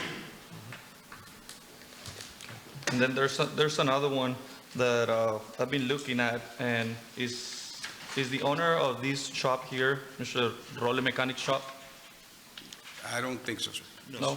Okay, on this one, my recommendation is to wait on the payment on these ones. There's some discrepancies that the city manager, we had talked about it, and he wants to discuss some of these items. It's on page 173 and 175. Mr. Milan? You and I had discussed this one, so it will be better if the owner of this business comes to the city and discuss these items, because we had some questions, and we brought them up to the city manager. And I have some questions regarding who's in charge of reviewing, choosing the mechanics, approving the estimates, and reviewing the estimates on these types of invoices. Do you guys have someone assigned? No, well, we have someone that, Justin is the one that basically does the tires and all this other stuff. The mechanics will review. I know that we're already rotating mechanics within the city, but we usually, a lot of this has to do with the honor system of what we do. They tell us what they need, and you know that's how they get fixed. But I see here on the tickets on the dealership, do we have the invoices for the dealership? From, I know here it's specified dealership part. Do we have their invoices on those parts? We requested copies of the invoices. They haven't turned them in. Okay, I just want to make sure to ensure transparency and accuracy for financial processes. I mean, we need the actual dealership receipts or invoices, whatever you want to call them, for that. Okay. Any other questions regarding those items? Okay. I move motion to pay these items except the ones for Roles Mechanic Shop. There's also some requests for the EDC, the fire department, public Thank you. utilities department, and projects department. Are there any questions regarding those items? Mayor Commission, the EDC is making a request for payment over to GIS Web Tech software. This is an annual subscription. I reviewed the contract that was executed in 2021. This is a 3-year contract, after which we'll go year by year. And this is for our site selection software that's linked to our webpage. Since I started with the EDC in March, I've used it quite a bit with some of the businesses that are interested in coming to the city. It's very convenient, so we can send them available properties, and it also has an option where you can impose a building into that property so they can get an idea of what fits in that property. This service complements the EDC's webpage, and developers or investors that want to come over to the city and researching what property is available. They can do that on their own through the website, and I also send them links. So a few of the emails that I've sent out to business prospects have links, and I'm able to generate those through this software. Okay. Any questions regarding that item? Is that the one you did your presentation for the budget workshop? No, that was a Prezi. Oh, okay. Yes. Any questions regarding the fire department issue? I'm sorry, not the issue, the request. I think that we move forward from the EDC. Nobody had questions from the EDC item? Okay. I think we move forward to the fire department, public utilities, and project departments. And I think that the majority of this ones are routine expenses, with the exception of the fire station furniture. But I think that this is a necessity that the fire department needs there within the new public safety building.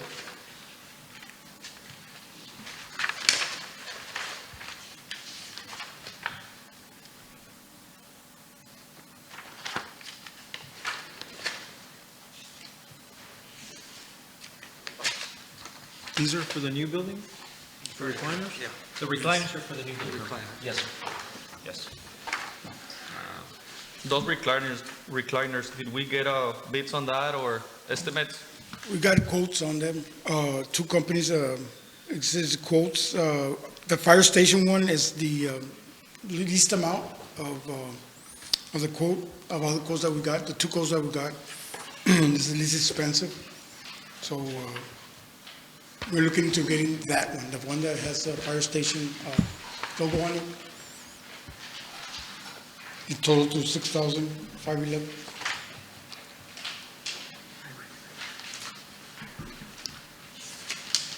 Any further discussion regarding that item?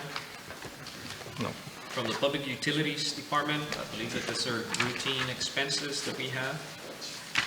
Yes, sir. Good afternoon, Mayor Falcone and Commission. I do have, the majority of them are monthly chemicals expenses, but I do have one, sir, Commission, that I do have, it's over 5,000. I believe you have a memo on it. It's for our water plant, Duran water plant, and there's an overview there, and basically it's a colorimetric analyzer controller that was essential for us to monitor the chloride residue in the efficient water going out from the distribution system. So it is a necessity, but it is over 5,000. There's 3 quotes there, and there's actually one has a photo of it, so you can see the actual device. Right.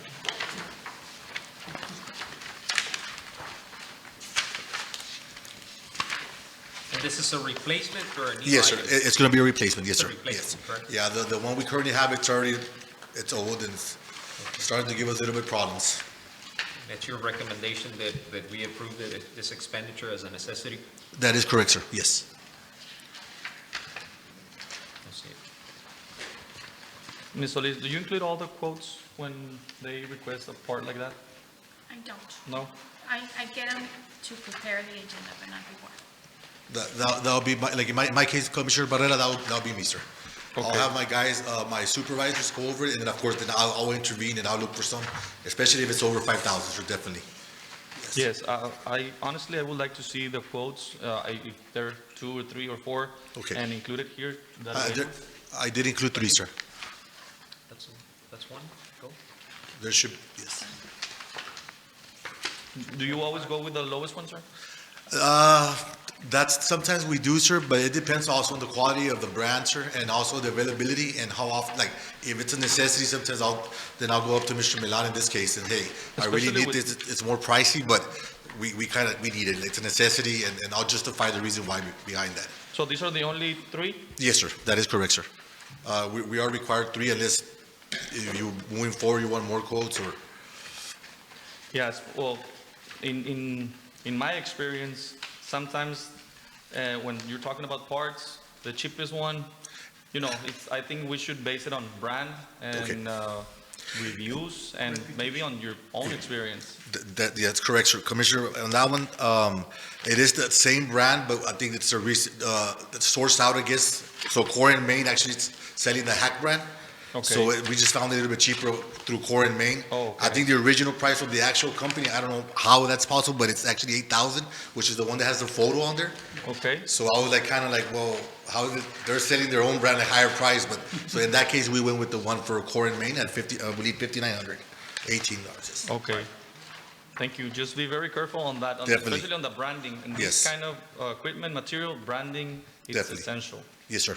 Thank you. Thank you. And I'm sorry, I didn't. No, I no, didn't no, see that. definitely. No, no, I no. thought there were 2. No, no, there was only one quote. Again, it is, based on taxpayers' money, so we want to make sure when we're out there purchasing and looking for stuff, we do get the right product that we need for our water system, which it is essential for our community. Obviously, it's a necessity that we need. Do So you use a definitely. specific vendor for these parts, or you always shop around? We try to shop around, but for the chemicals, going back to those, we have a sorting already for those. But on this, we have certain vendors that we do, sir. Yes. Okay. Yeah. Thank you. Any other? Thank you, guys. Thank you. Thank you, sir. Yes. Then we move forward to the Projects Department, just a request for a couple of payments. One for $28,790.76. This is for the public safety building as well for the other item that's there, the $62,771.16. This is some surveillance, cameras and things of that nature for the public safety building. Before you, you have two memos on the NetSync contract that we have for networking. They also provide the cameras, the punch cards, and the keypads, and all the networking required for communication between our main server and the public safety building. I believe we were going to have some representatives from NetSync here. I'm not sure. If you have any questions in particular to what exactly they're doing and how Right. long they're in their contract. Good afternoon, everyone. Robert McIver, Senior Project Manager with NetSync Network Solutions. I have Daniel Sines, Account Manager for NetSync. So the overall project is really dependent on the construction of the physical security building. On the project timeline, we are currently in the execution phase on both access control / surveillance. Well, that's one project, and then we also have the IT, as she was saying. We're doing structural cabling at the same time, both fiber and copper throughout for data drops, physical security, access control, as well as a firewall that is going to be pretty much protecting, as well as what's called VPNing into your current core. So as of right now, all hardware has been staged. We're in the access control and the surveillance. We're currently in the process of getting everything installed. And then on the route switch side, that gear is pending installation. We're wanting to make sure our network closets are in the shape that they need to be in order to install that gear. So we need to make sure that they're secure, that they're, lockable and everything. And for the purpose of these two invoices, it's the switches and the access control and security cameras. Okay. And it's equipment only. And this is part of a contract that was already secured by your firm, correct? It to provide was an service? RFP that was awarded to us. Right. In other words, this is pursuant to the award that was made, and so that we can see the completion of your services contract. Yes, sir. That's right. I have a question, sir. Do you use, when you said copper, are you using the same kind of lines that the electricity company is using for No. copper? So it's copper-based, but it is Cat 6. it's Cat 6E, so for the most part, if it's outside, it's going to be what's called OSPF, or what's called platinum rated, Okay. where it's weathered. But yeah, we're talking about not necessarily low voltage, it's also with data.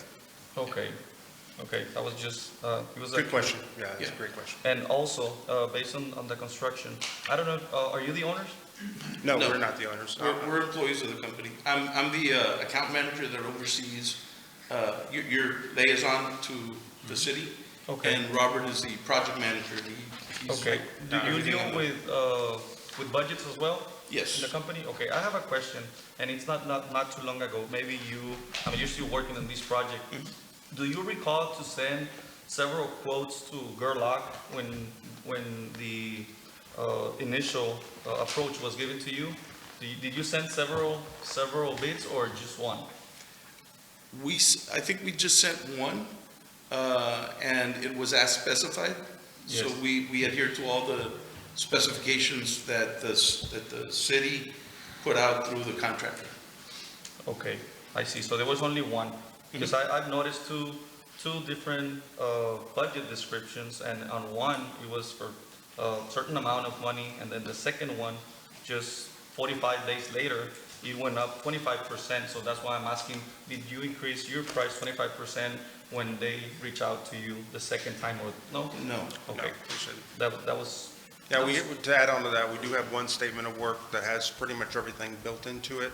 We did receive individual POs for instance, structural cabling, access control, surveillance, and then also route switch and wireless. No, thank you. So the project is always broken down by trades within the IT scope. So cabling is done, then the switching and routing, security, and everything is done, everything is invoiced hardware first, once it gets delivered and staged.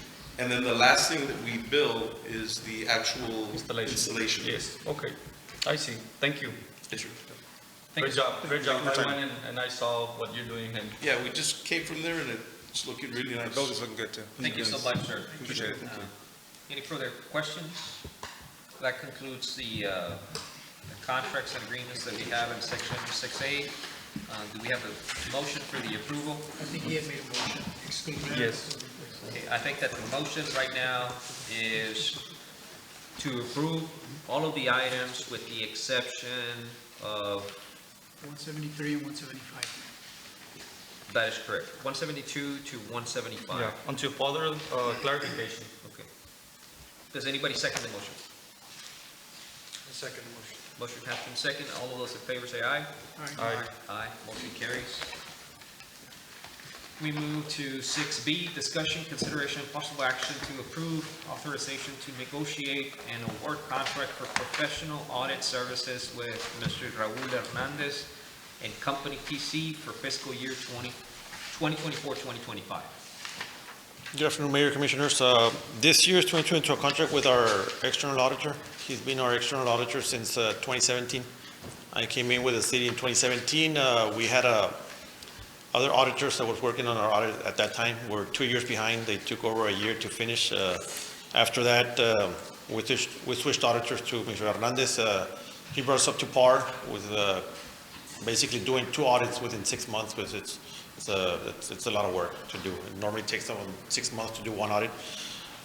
So here is to enter into a contract with him. It's important that we enter into a contract earlier than the year ends, because we continue sending him information and he starts working on the stuff and gets everything ready for the end of the year. The only thing here is it's got a typo there. It says 24-25. This would be for the audit of 23-24. So as soon as this year, as soon as this year concludes, we start sending him all the information and he starts working on the audit. He wanted to make himself available today. I asked him to be here, but he was under the weather. He's from Corpus Christi, so he couldn't make the drive down here, but he said he'd really like to be down here in the future. And you have used Mr. Hernandez in the past for his services? We've used him since 2017, like I said. Yeah, I'm sorry? Since 2017. Since 2017? Yes. Okay. Have you had? We also use him at the appraisal district. He's very good, very thorough. Okay. Yeah, I think we recommended here from the city to the city of Roma, the county as well. He brought everybody up to par. I mean, he does excellent work, works really fast, and he already knows the books, so it's a smooth transition. Okay. And it's your recommendation that we approve the contract? Yes, but like I said, with the year of 23-24. With corrected date. Corrected date. That is correct, okay. Any motion to approve item 6A as presented on the agenda? Does anybody second the motion? I'll second the motion with the corrected date. It's actually Yes. 6B. 6B. 6B, the motion stands corrected. There's a motion to move for the approval of item 6B. Yes, sorry. And the motion has been seconded, correct? With the corrected dates. Like that. 23-24 fiscal year. 23-24. Okay. All of those in favor say aye. Aye. Aye. Aye, motion carries. Thank you so much. Thank you. We move forward to item 6C, discussion, consideration, and possible action for the termination of city attorney contract and contracting of successor attorney. Good afternoon. Good afternoon, Mayor, Commissioners. My name is Lisa Paul, and I am here with 2 of the attorneys from the JCA law firm, Valeria Reyes and Joe Benavides. And we are here for the second part of the item, which is it looks like the action item would be to terminate your existing services with your city attorney and hire new counsel. And we are here to make a presentation to you all about the kinds of services that JCA Law can provide. And we have a presentation, some materials that we've provided to Ms. Solis, and we also have a PowerPoint that we would like to review with you all. Okay, all right. Okay, we don't have the clicker, right? So we'll just say when to click. Okay. Okay, so next slide. Okay, so a little bit about our firm. We have 12 attorneys in 3 offices. 7 of the attorneys are in the Laredo office. We have a Corpus Christi office, and then we also have an office in San Antonio. And we strive to provide the best service that we can to our clients. Most or many of the attorneys have their primary experience is representing governmental entities. I myself have been in November 30 years being a lawyer, and pretty much all of that devoted to representing governmental entities at the local level, the city level, at the county level. I was a former assistant district attorney. Also state agencies. I served as in-house counsel for the A&M system, and then worked directly with Texas A&M International University. Mr. Cruz, Juan Cruz, who is the managing partner of the law firm, he also has nearly 30 years experience representing governmental entities, including a lot of the work being at the county level with school districts and various entities. And then I'll let Joe and Valeria talk about their experience. But collectively, our firm has a lot of experience providing legal services to governmental entities.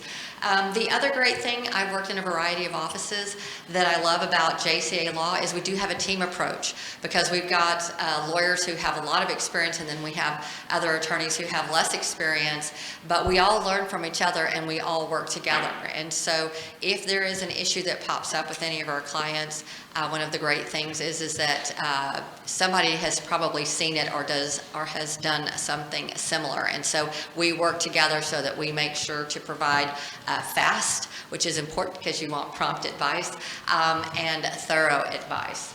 Next slide. And so as a governmental entity and us sitting here listening to you all's, to the various presentations by your departments, there's a lot of issues, right, that you all face. We can see a lot of growth in your community. And so it's important that you have legal services that can provide, prompt and efficient answers to. If you've got a question, hey, we have this contract, can you look at it for us? Sure, we can do that. Can you provide comment? Is this the best deal? Did we do this procurement correctly? We can help you walk through all of those issues. Or you've got a construction project. Do you need help drafting a construction contract, reviewing a construction contract that was provided to you by a contractor? We assist with all of those issues.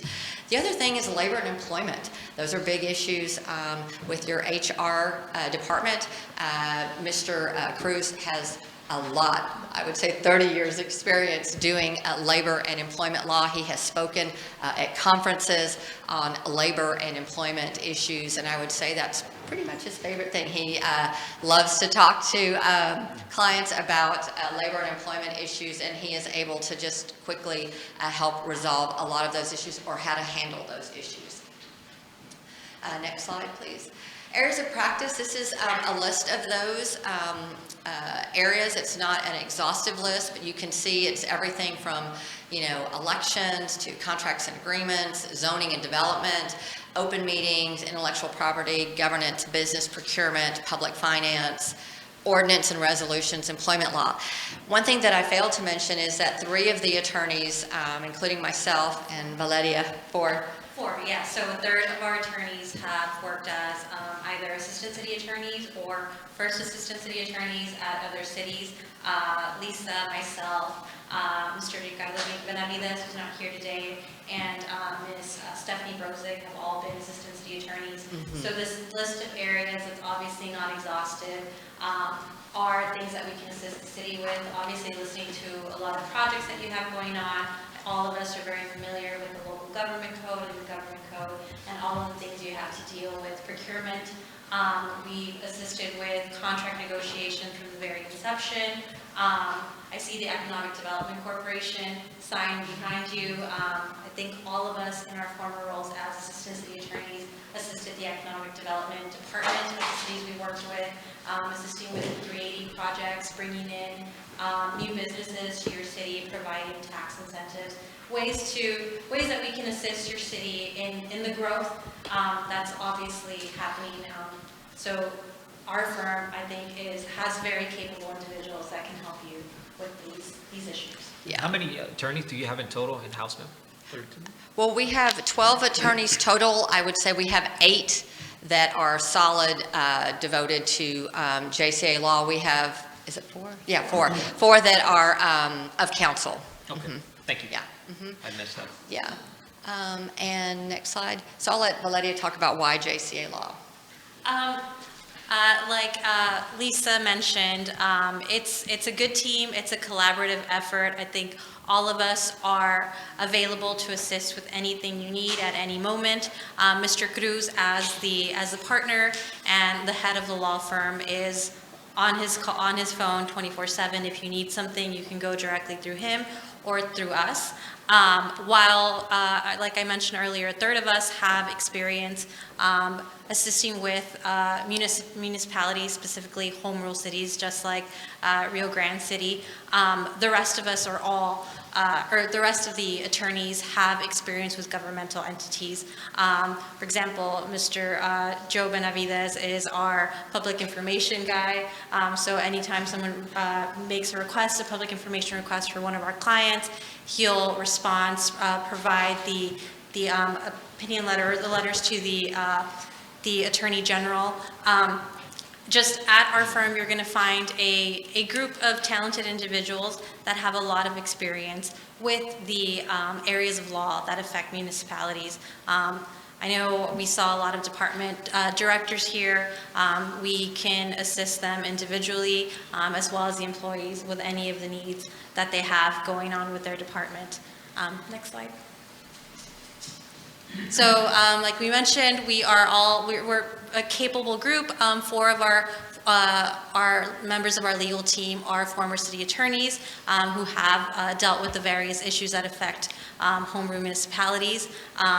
And we have over 100 years of joint experience in representing governmental entities. Next slide. We can be reached very quickly. We have a prompt turnaround. If you come to our firm and ask for a question, you'll receive an answer within 24 hours.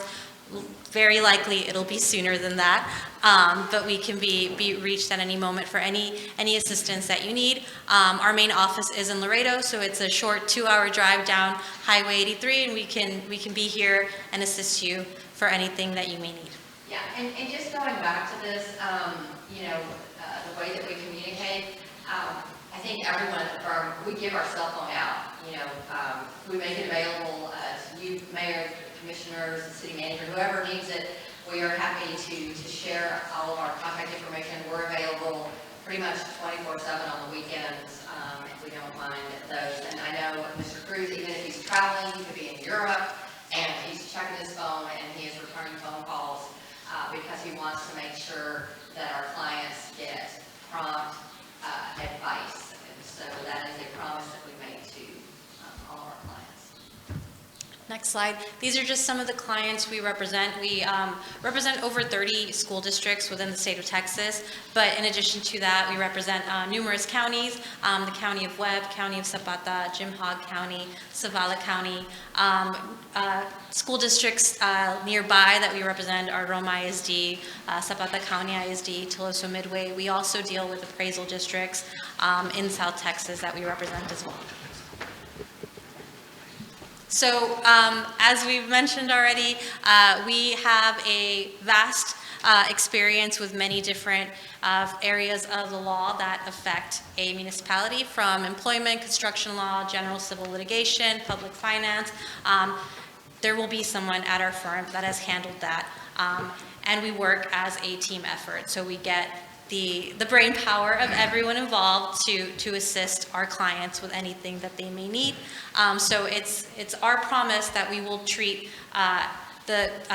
this municipality with our respect, honesty, and our professionalism. Next slide. These are just our attorneys. As we mentioned earlier, any of them can answer your calls within 24 hours. Next slide. Very quickly, Mr. Juan J. Cruz, he is the partner and the head of the law firm. He's been practicing law for over 30 years. He's an extremely talented individual. Next slide. Ms. Sonia Garcia, also a partner, has previously worked for counties and with the law firm for over close to 20 years. Next Next slide. 30, yeah. Yeah, that's a lot more. Ms. Paul, Lisa Paul. Yeah, yeah, same thing. I mean, I've been practicing it, I can't believe it, but in November it will be 30 years. And those are the areas of practice. So Aggie, yes, born and raised from Rock College Station, although my family is from Laredo, my parents are from Laredo. Next slide. Mr. Tony Resendez, who's our senior associate in our San Antonio office. His areas of practice are what we just discussed previously. Next slide. Myself, I've been practicing law for 6 years, all of them in assisting governmental entities.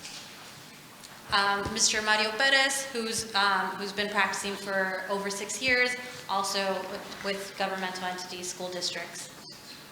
Next slide. Ricardo Benavides, who's been an attorney for over 5 years, who's also a former assistant city attorney. Next slide. Good afternoon. I'll introduce myself. Thank you.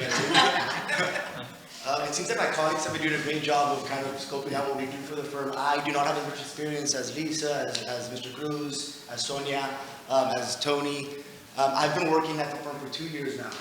And I can say before that, I worked for Senator Zaffarini for 2 sessions as a constituent liaison. I was able to work with other departments and organizations all throughout the state of Texas within her district to assist her constituents. And I can easily say that working here for the last 2 years in October now, I think that Commissioner Varela, you mentioned leading by example, right? Yes. And I think that we're here to help you all do just that by providing efficient legal advice, yes, but most importantly, reliable legal advice, right?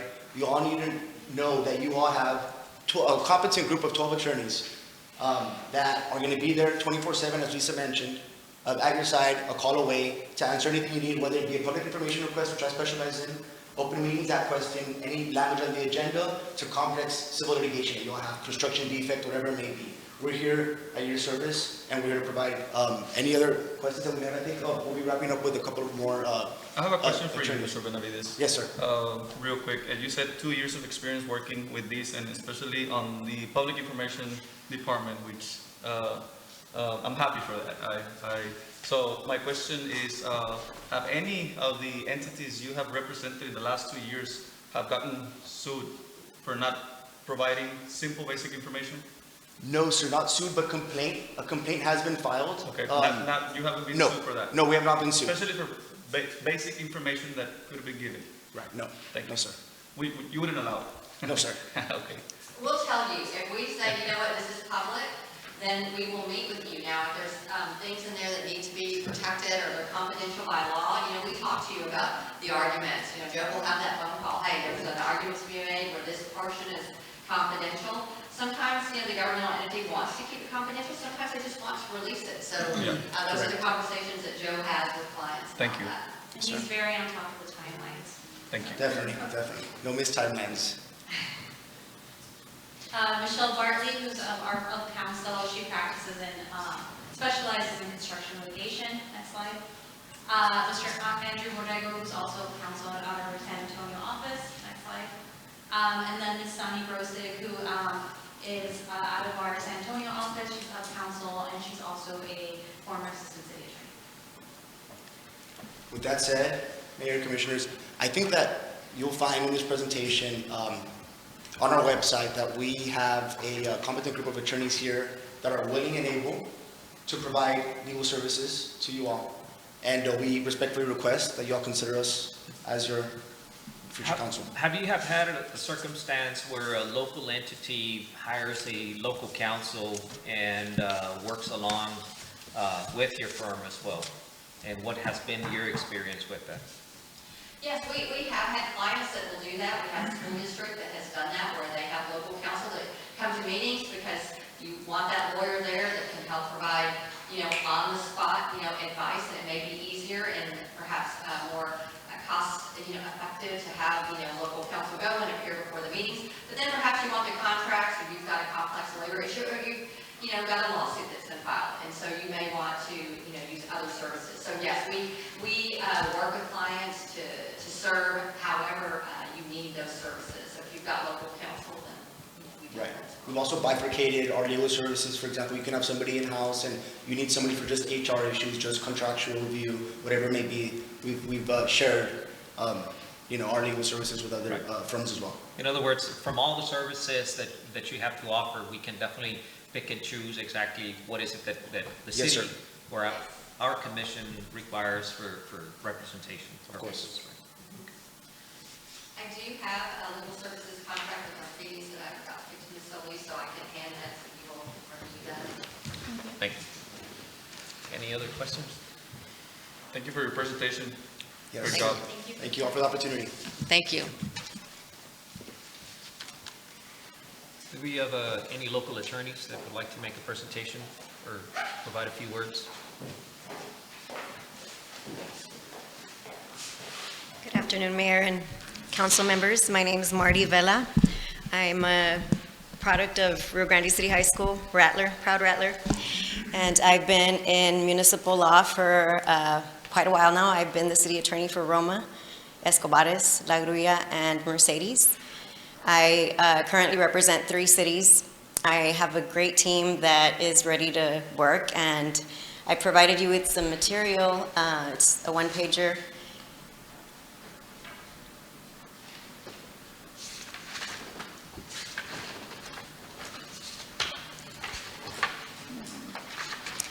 While she's looking for it, I'll just highlight some of the work that I've done in the cities that I've represented.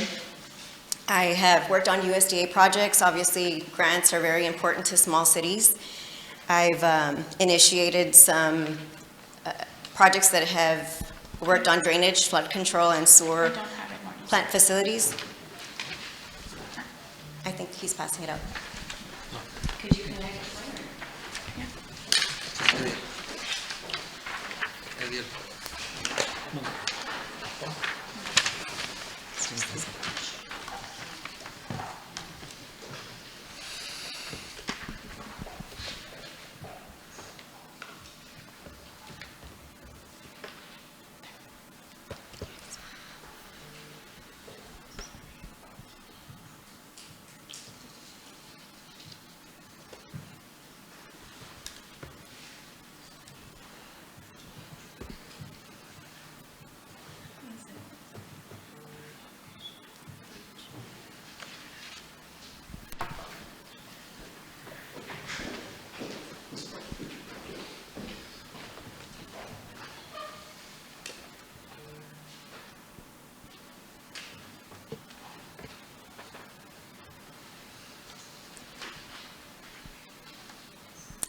I've worked on litigation with my cities where I've represented my cities personally and successfully saved the city thousands of dollars in district court and federal court. I've worked on the border wall initiative with the Department of Homeland Security. I've had very close law enforcement collaborations as a former prosecutor here in Starr County. I have very intricate relationships with the local police departments at not only just the state level, but the federal level as well. I have worked on development agreements and water right acquisitions, which is a very hot topic, obviously, right now on the border states. The fight for water and the need for water with our growth is vital to continue to develop projects. I've worked on compliance issues with different areas of municipal law. I've also had a really good experience in providing in-house training to not only our police department, but human resources in dealing with employment rights. And I interned for the National Labor Relations Board. I also did an internship with a federal judge.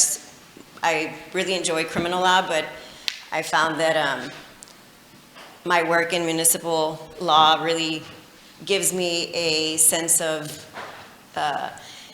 not only inclusion in the community, but a investment in the youth and bringing programs such as stuff that EDC has highlighted, like our parks and grants, the library.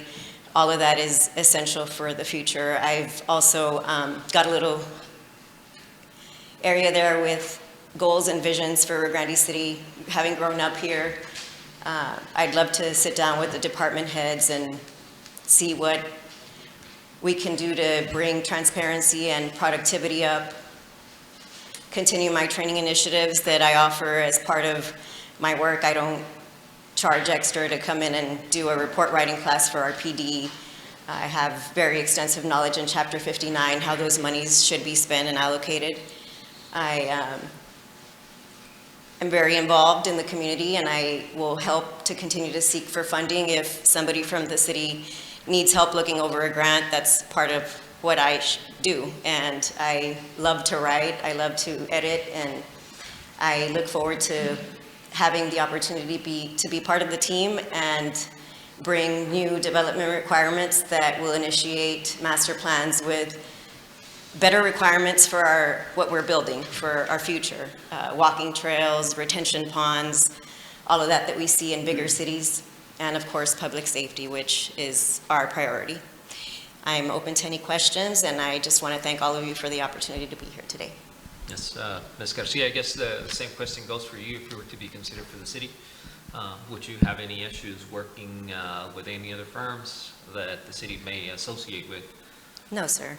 And I do have a lot of communication with TML, which is also a valuable service to the city, which we pay into and have working communication with. If we have a question, we could not only work together with other entities that the city chooses, but also continue that communication with TML and TCAA, which I'm a part of. Do you have a local office? My principal office is in Houston, but if I am granted the opportunity, I will have a local office. Any further questions or concerns regarding the legal services? You mentioned you're working in Mercedes right now. How Yes, sir. long have you been working there? I've been there since 2021, I believe. We scroll up. That's what it says here. Yes, 2021. 3 years. So you've been part of the growth of that city. Yes, sir. It's been an incredible experience. A lot of new businesses that we've attracted, and we're working on a lot of development. Permits are through the roof. I was listening to the planning director, and it's a great problem to have, but you also have to be thinking ahead with water rights and other things that come with the rapid growth, schools and. You also mentioned the retention ponds and walking trails. That's something that our city really needs. How do you do it over there in Mercedes? I imagine working together with the city manager, like in this case, Mr. Milan. Is there like a steps you need to take to start, or like you already have pretty much like the plan? We would sit with Mr. Milan, the planning department, also get with local developers, look at what's in place as far as ordinances, and work to bring new requirements to the city. Obviously, it would be a phase-in. There's probably already projects that are in the works, so we would sit down and work on a plan for anything from this date forward. This is what we're going to require, and this is why. With the grant writers, do you work directly with the grant writers for a specific project? Yes, I do. That's something that we really want to stretch in our community. We want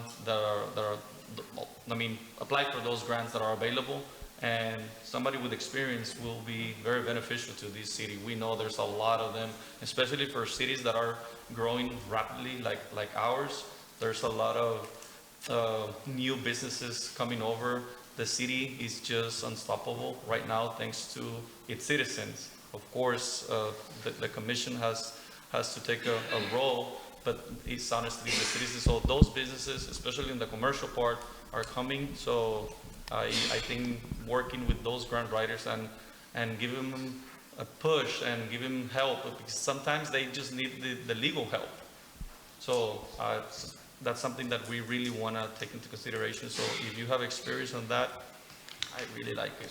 Yes, sir, and a part of grants is compliance, and that's really important. After you apply for the grant and you're awarded, compliance is really important because you want to have that rapport with the governor's office and different funding agencies.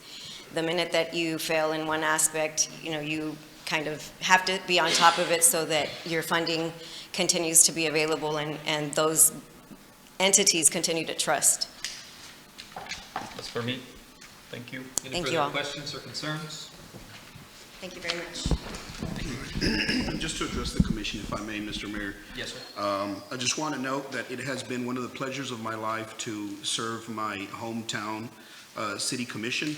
I think the term city attorney, and this is a two-part decision needs to be made, is the termination of our contract and, of course, the employment of a new city attorney. But the term city attorney is a bit of a misnomer, and it's led to a little bit of a misconception that I individually, Jay Peña, in the city attorney for Rio Grande City. In reality, Pope and Peña PC is the city attorney for Rio Grande City, and I just want to note that on behalf of that law firm, if that decision to move forward today with determination is made, we'll accept it as a 60-day notice of termination. But at the same time, I want to emphasize that Pope and Peña is housed out of the same building that has held a family practice here locally in downtown Rio Grande City for well over 100 years, 100 years this year, as a matter of fact.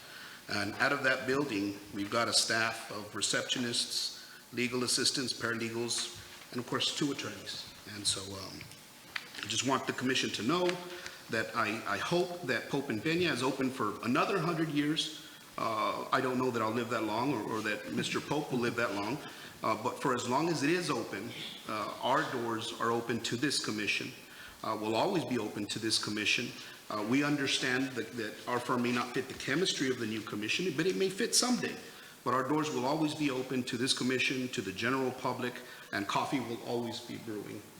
But thank you all so much for the opportunity. Again, it has been one of the pleasures of my life. And Thank you. before we move to any motions, I just want to say that, that I want to thank, if the motion goes forward, I want to say that I want to thank Pope and Peña. I believe that you 2 individuals have done a very good job here at the city. You have always been receptive, attentive to the phone calls that I've made and the emails that I've sent.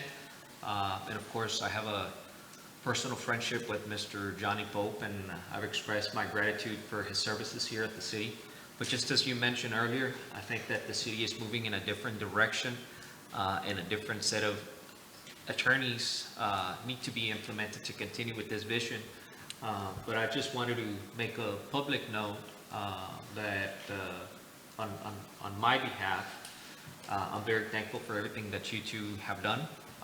Very appreciative, and I wanted to say those few remarks. Thank you so much. Thank you. Can I add something? I just want to, it'll be very brief. Thank you for making us feel like we were your only client, because I truly felt that. The level of commitment and the level that you paid to our issues, to our concerns, was like you went above and beyond. And that is something that I will always appreciate. And I'm sure that former commissioners appreciated that, and these commissioners, I'm sure, that, they got to see you work. I'm sure they appreciate that as well. So thank you for your level of commitment. Thank you, sir. Yes, sir. And on the, just reiterating on the line item 6C, it is a 2-part line item. You may move forward with a motion for the termination today. Again, we'll construe it as 60-day notice. The second part of it, there is the option of postponing for a date certain and requesting RFQs if necessary, just advising the commission that all of that is on the table. Right. So moving forward with item 6C, discussion, consideration, and possible termination of city attorney contract. Yeah, before I do the motion, Mr. Jay Peña, Mr. Johnny Pope, thank you so much for your service. And at this time, I'd like to move a motion of 6C for the termination of the legal services of your legal company. Okay. Does anybody second the motion? I second the motion. Motion has been second. All of those in favor say aye. Aye. Aye. We got 2. Aye. Motion carries. And Mr. Mayor, is there a decision on the second part? Yes, we're about to move for that. I move motion to approve the new contract for general legal services for the JCA Law Group and local services of Ms. Marty Garcia Vela. Okay. Does anybody second the motion? I second the motion. Motion has been second. All of those in favor say aye. Aye. Aye. Aye. Motion carries. Thank you so much. Moving to item 7A. items for consideration, discussion, consideration, and possible action to appoint the committee to review and make amendment recommendations for our city charter. This is one of the items that we're circling back to one of the original meetings that we had where we wanted to make some amendments to our city charter. One of them, and primarily being the term limits. That's one of the things that this commission is going after, but given that we need an election to modify the city charter, we're going to take advantage and do a survey of several city charters from neighboring communities and cities so that we can identify what else we're lacking on our city charter. And for that, we're going to create a committee so that they can review and make recommendations to the commission as to what amendments should be done to the city charter. So, any discussion from anybody? Nope. I move motion to approve item 7A as presented in the agenda. Does anybody second the motion? Second. The motion has been second. All of those in favor say aye. Aye. Motion carries. Mr. Mayor, for clarification on that item, do you want to delegate somebody to appoint those members, or do y'all want to appoint those members in open session? We'll probably appoint them during the executive session. It would be open. You could delegate the interim city manager to do so as part of that motion. Okay, we'll make that amendment, and then the item would be to consider the city manager, to consider his recommendations for the appointments. Okay. So approval as amended? Right, that is correct. So, yeah, I move. Do we have a motion Yes, as amended? Yes, I move motion to approve as amended per the mayor. That works. Okay, does anybody second the motion? Second. Motion has been second. All of those in favor say aye. Aye. Aye. Motion carries. 7B, discussion, consideration, possible action to appoint a committee to review and make amendments, recommendations for our staff salary. This is one of the issues that was also brought up to our attention, that there's, or that the city is lacking a structure for salaries as to how to go forward with compensation, bonuses, and obviously for the amount that an individual has personally dedicated to the city, so that there's going to be a compensation schedule. For that, we would like to appoint a committee that can also do a survey of what other cities are doing, what structure they have in terms of payment, and that's what this matter entails. Does anybody have any questions or concerns? I do. And on this one, I honestly would like to congratulate Commissioner Olivares. We discussed this in the past, and he was very knowledgeable to say that we were lacking some listening skills for our employees. There's some that are very hardworking and for some reason are just down there making just a few bucks. So it is very hard just for you to come and address an issue like that and to convince either a city manager or a mayor or a commissioner for a raise. So our vision here for this city is to be good listeners and help as much as we can for what is needed. And in this case, Mr. Olivares, thank you for coming up with this great idea. And basically that's what we're gonna do. We're gonna listen to the director of that specific department and see where we're standing. Why does that employee is making $12, $13 if they deserve way more, and some others are making a lot of money and maybe they're not doing what they're supposed to do. So this committee will make sure that you get paid what you deserve, and at the end of the day is to give them a better life, a better way of living in our city, and to give them that trust that we really care what they do for us. I mean, when the water runs down in the middle of the night, who do you think they go and fix it? Those employees. Mr. Flores is here. I mean, can you tell us just a little bit on that, Mr. Flores? I'm pretty sure most of your employees are like, hey, Eric, please help me out with $1, man, or $2. And you know when they jump into the water and you know, That's put a- those pipes together, those, Definitely, Commissioner, but that's a great, I mean, you know, thanks for bringing it up. It's really good. We had a rough 2 weeks last week with work at night, midnight works. Mr. Milan, last night we were at 10:30 at night over the phone. Definitely, they jump into the water. I actually shared some footage with Mr. Milan and one of our workers, multiple of them, trying to stop the leak, connect the leak, try to minimize the stoppage of service to our community, especially in the evening, especially when we have schools and everything. But definitely, that's a great, and it happens every other night. There's some nights it's good, and of course, there's some other nights with multiple calls and in sewer trouble. But we're working our best, and we have a great crew, great team. And I just want to give a big shout out to the guys out there, the whole department for the utility, public utility department, and it's working really hard for that. And it's do you think you have some of those employees? That definitely I do. So we do, and I think all the departments in the city have some. But on my own department, yes, I agree with you there completely. We do have a lot of those employees. Some of them, definitely, they do deserve, sir. So we're gonna be here to listen to them. And Mr. Olivares, thank you for bringing that up and bringing it to us. And like I've said it many times, we are here for the right reasons and for the betterment of this community. Thank you. Thank you. Any further discussion? Roger, Mr. Commissioner? No, sir. Thank you for your kind words, sir, and it's just a matter of being equitable and it's being as fair as we can. You know, that was my reason for bringing it up at the budget meeting that we had. So, thank you for putting it on the agenda. Another reason, if I may add, you know, is for employee retention. You know, we've had some code enforcers who look for better opportunities that are paid at different municipalities, and those licenses are hard to get, and you train people, you get them to a point where you need them, and then you want to keep them here, and they're the good people. You made a great point, because we also discussed that we have lost great employees just for $1, and that shouldn't be happening in this community.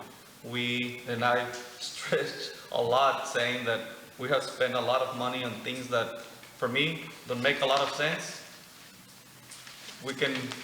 I would rather spend them on an employee to keep them than to spend it on something else. So, and that's just the vision of Commissioner Ariel Barrera.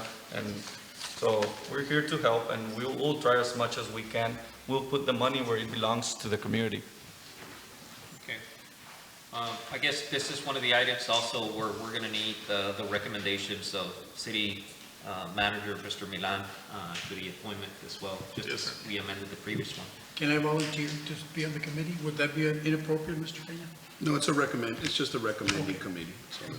So, Mr. Barrera, you said you wanted to be on the committee. Yes, I would love to be there. Okay. I move motion to approve item 7B as presented in the agenda. Second. Motion has been seconded. All those in favor say aye. Aye. Aye, motion carries. We move to 7C, discussion, consideration, possible action on the approval under protest of expenditure allowance on authorization number 6 for project 2020.06 Public Safety Building. This is 7C.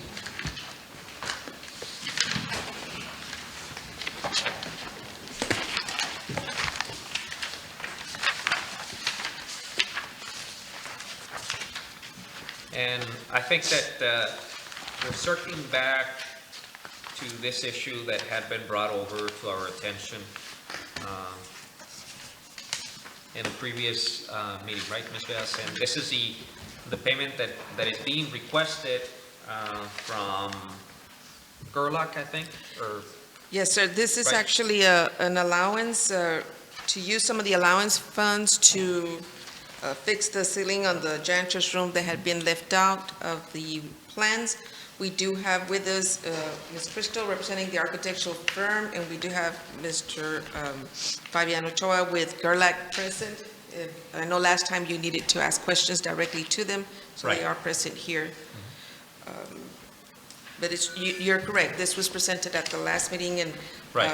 You wanted more information. I believe Commissioner Diaz Barrera also visited the site to get clarification on this. So One of the the questions or concerns that the commission had was regarding the design or construction of the building in terms as to why such a nice building, an impressive building was built without some ceilings in some areas, leaving it exposed. Obviously, this is going to create an issue with ventilation where even the AC is going to be running more so because there's cool air there that's escaping through this area. So we wanted to get an explanation as to what was the rationale behind building this particular building without areas without ceilings, and I think it's 5 areas, and last time we wanted to get some answers, but nobody was here to get answers as to that. Good afternoon, board. My name is Crystal, and I am project manager of the Warren Group Architects. I would like to clarify your question. In the design, there's sometimes that there's stuff that probably a mistake, a miss, we're humans, you know. We did wanted to do this expense under the allowance expenditure as we have a design contingency or a design allowances in case of these mistakes were to happen. We wouldn't come out with a change order, right? Usually those ceilings do remain exposed. Unfortunately, the walls had it to be extended all the way up. So that was missed, and we wanted to come and do a ceiling now and do an allowance expenditure there. I agree, that's why the GC brought it to our attention and we're like, okay, sorry, we missed it, and we want to fix it by adding a ceiling there. Yes, And then I would want to, if you were to refer back to your to the allowance expenditure forms, there's only 2 rooms, which is the 2 of the janitors there. The other items that were listed was also The opening. Okay, sorry, we can go back to the opening. That's the second. And there was another one on the vestibule. The tube steels that framed the window, they're a little bit more bigger than what we had anticipated. So we decided to add that furring, which is a channel, and then come with the Chiroc to expand it and not have like a bump out, just for safety and not any trip hazards or something like that. And also to size the card reader, because that came also later on in the game. So that's another item that it's within that same one. And then there was 2 mop sinks also in the janitor room. And just to prevent any future molding, we want to do some like a fiberglass panels that protect those walls. Right. And those were also missed. So Okay. that's why we wanted to plead for your, to provide these items that are kind of crucial. They're not big items, but Right. later And- on with maintenance. And I Yes. understand that they need to be done, and I anticipate that they're going to be, the payments are going to be approved, but they're going to be under protest, meaning we're not necessarily in agreement that the city has to be responsible for somebody else's mistakes that have been made. Yes, there's an allowance there, right? But if the allowance would have not been used, we would have been saving the city, because as the project is, this has been a huge project for the city, and the city has been pulling funds from several areas within their various budgets to try to complete this particular building.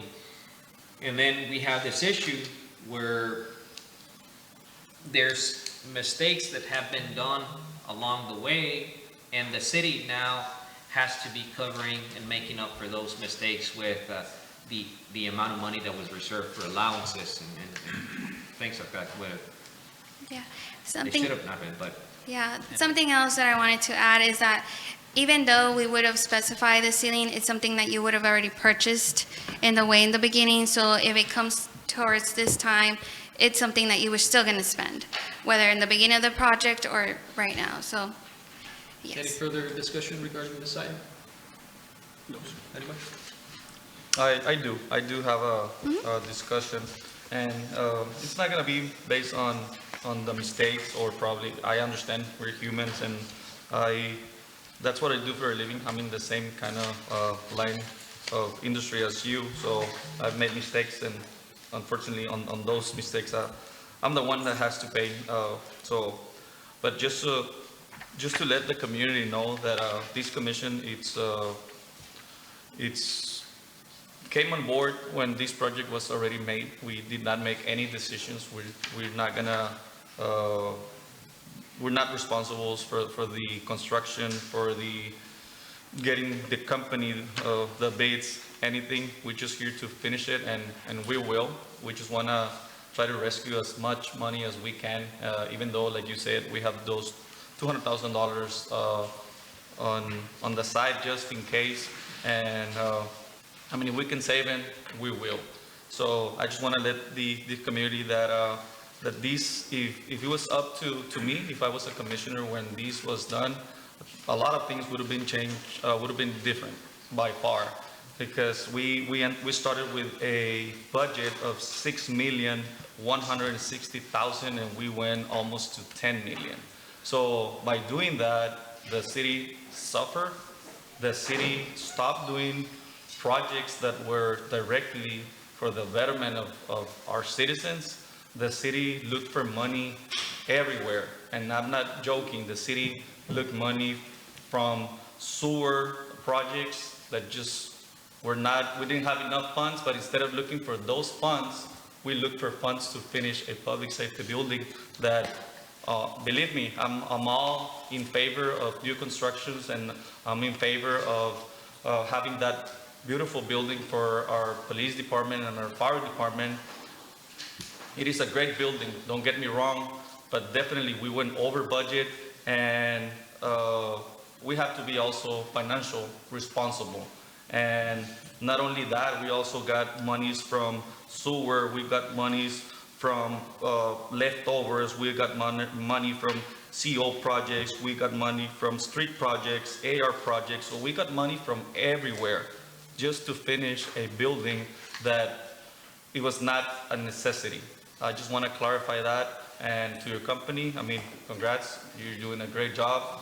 I just wanted to say that we look for a lot of money, just like the mayor said. And I just wanted to clarify which monies we use. We use money from the sewer, from streets, to finish that building. So I'm not in favor of that, but that's what we got when we got here.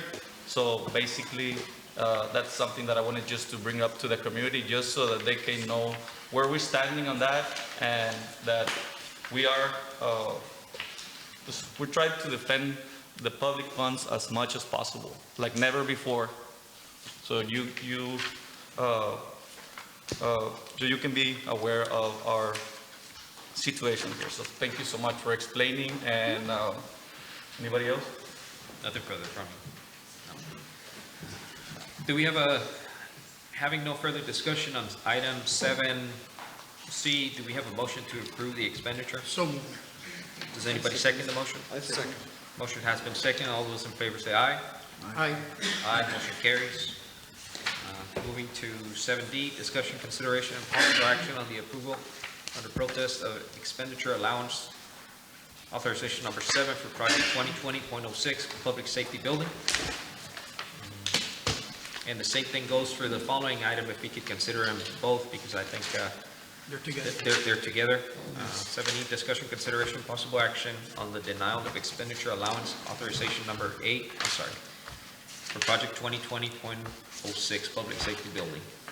So, item 7D is another allowance expenditure, and this is to run electrical power to the motors gates at the Sally Port. And again, like you mentioned. That is correct, ma'am. Yeah, this is different. So this is something that is needed, and conduit was there, but not electrical wiring.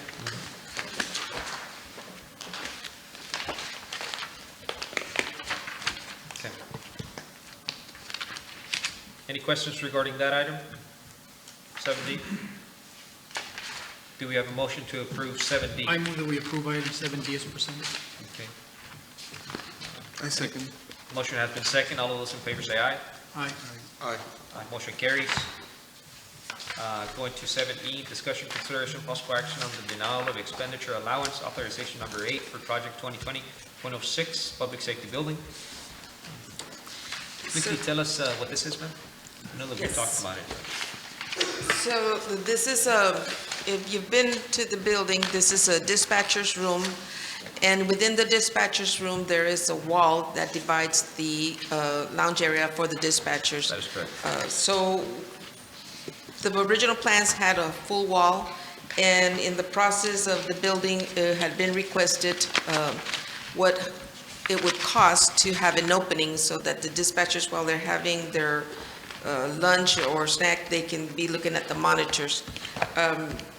At this time, you know, we looked at it, and it was a cost for us as staff too late in the game. It can be done, it was discussed, but since we're already doing a walkthrough at the end of this month, we wanted to make sure that we didn't have any more extras in a sense. Right.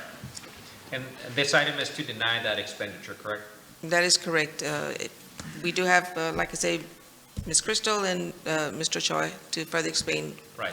What Could this be done in the future, though? Like if it's needed? Yes. So Yes. just a question. So the city employee, while he's eating lunch, he's still working? A dispatcher, yes. Or dispatcher, so there's no, it's him by himself? I believe they have two. He don't have his 30 minutes or an hour of lunch? No, They take they're 12 breaks hours. as they go, like law enforcement, same thing, Commissioner.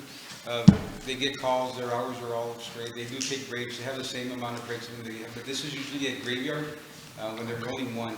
Now, eventually, we'll change that and request more people to get always two, but if you have two people working, it gets busy, the other one will be able to see what's going on and actually help out. That way, they wouldn't be, and this is a recommendation of the communications supervisor. So that's what that came forth. So what are we voting on right now, Mayor? To deny? To deny it. To deny, okay. Yes. Will it be more expensive later on if we were to add it? It will. I mean, there's always an expense to any construction that's done, whether it's now or. Is this, do we have enough in our contingency to, if we were to go forward? We do. If you notice on the breakdown, on the It seems to packet. me, I mean, this is just my opinion, it seems to me like it's in the best interest of everybody to have that access so that they can be able to see, you know, what's going on in the monitors if they're not physically in the room. I mean. Is there any other way they can be alerted that's besides just an open wall and huge expense? But the radios in Yeah. that communication room are loud.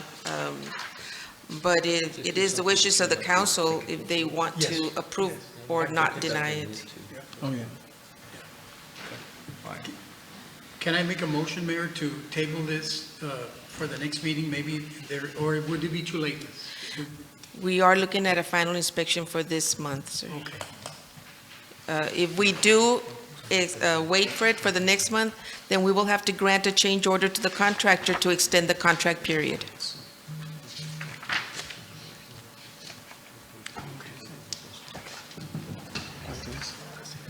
Can I move, Mayor, with your permission, to have this project, I know that the agenda item says to deny it, but can I move to approve it? Yes, you can to approve it. To approve the agenda item? If I can, I so move. I second. Motion has been second. All those in favor to approve the item, say aye. Aye. Aye. Motion carries. So you are approving the allowance? Yes. Thank you, sir.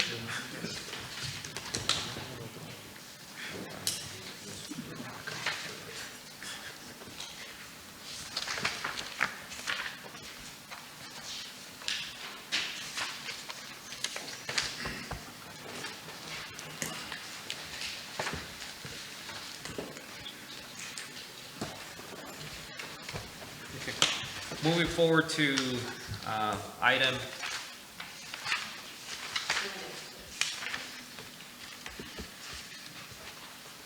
seven, 7F and 7G are combined, correct, Ms.?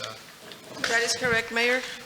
Okay, so at this time, up for consideration is item 7F and 7G, discussion, consideration, and possible action on pay application number 14 for the professional services with Gerlach Buildings LLC for project 2020.06 public safety building.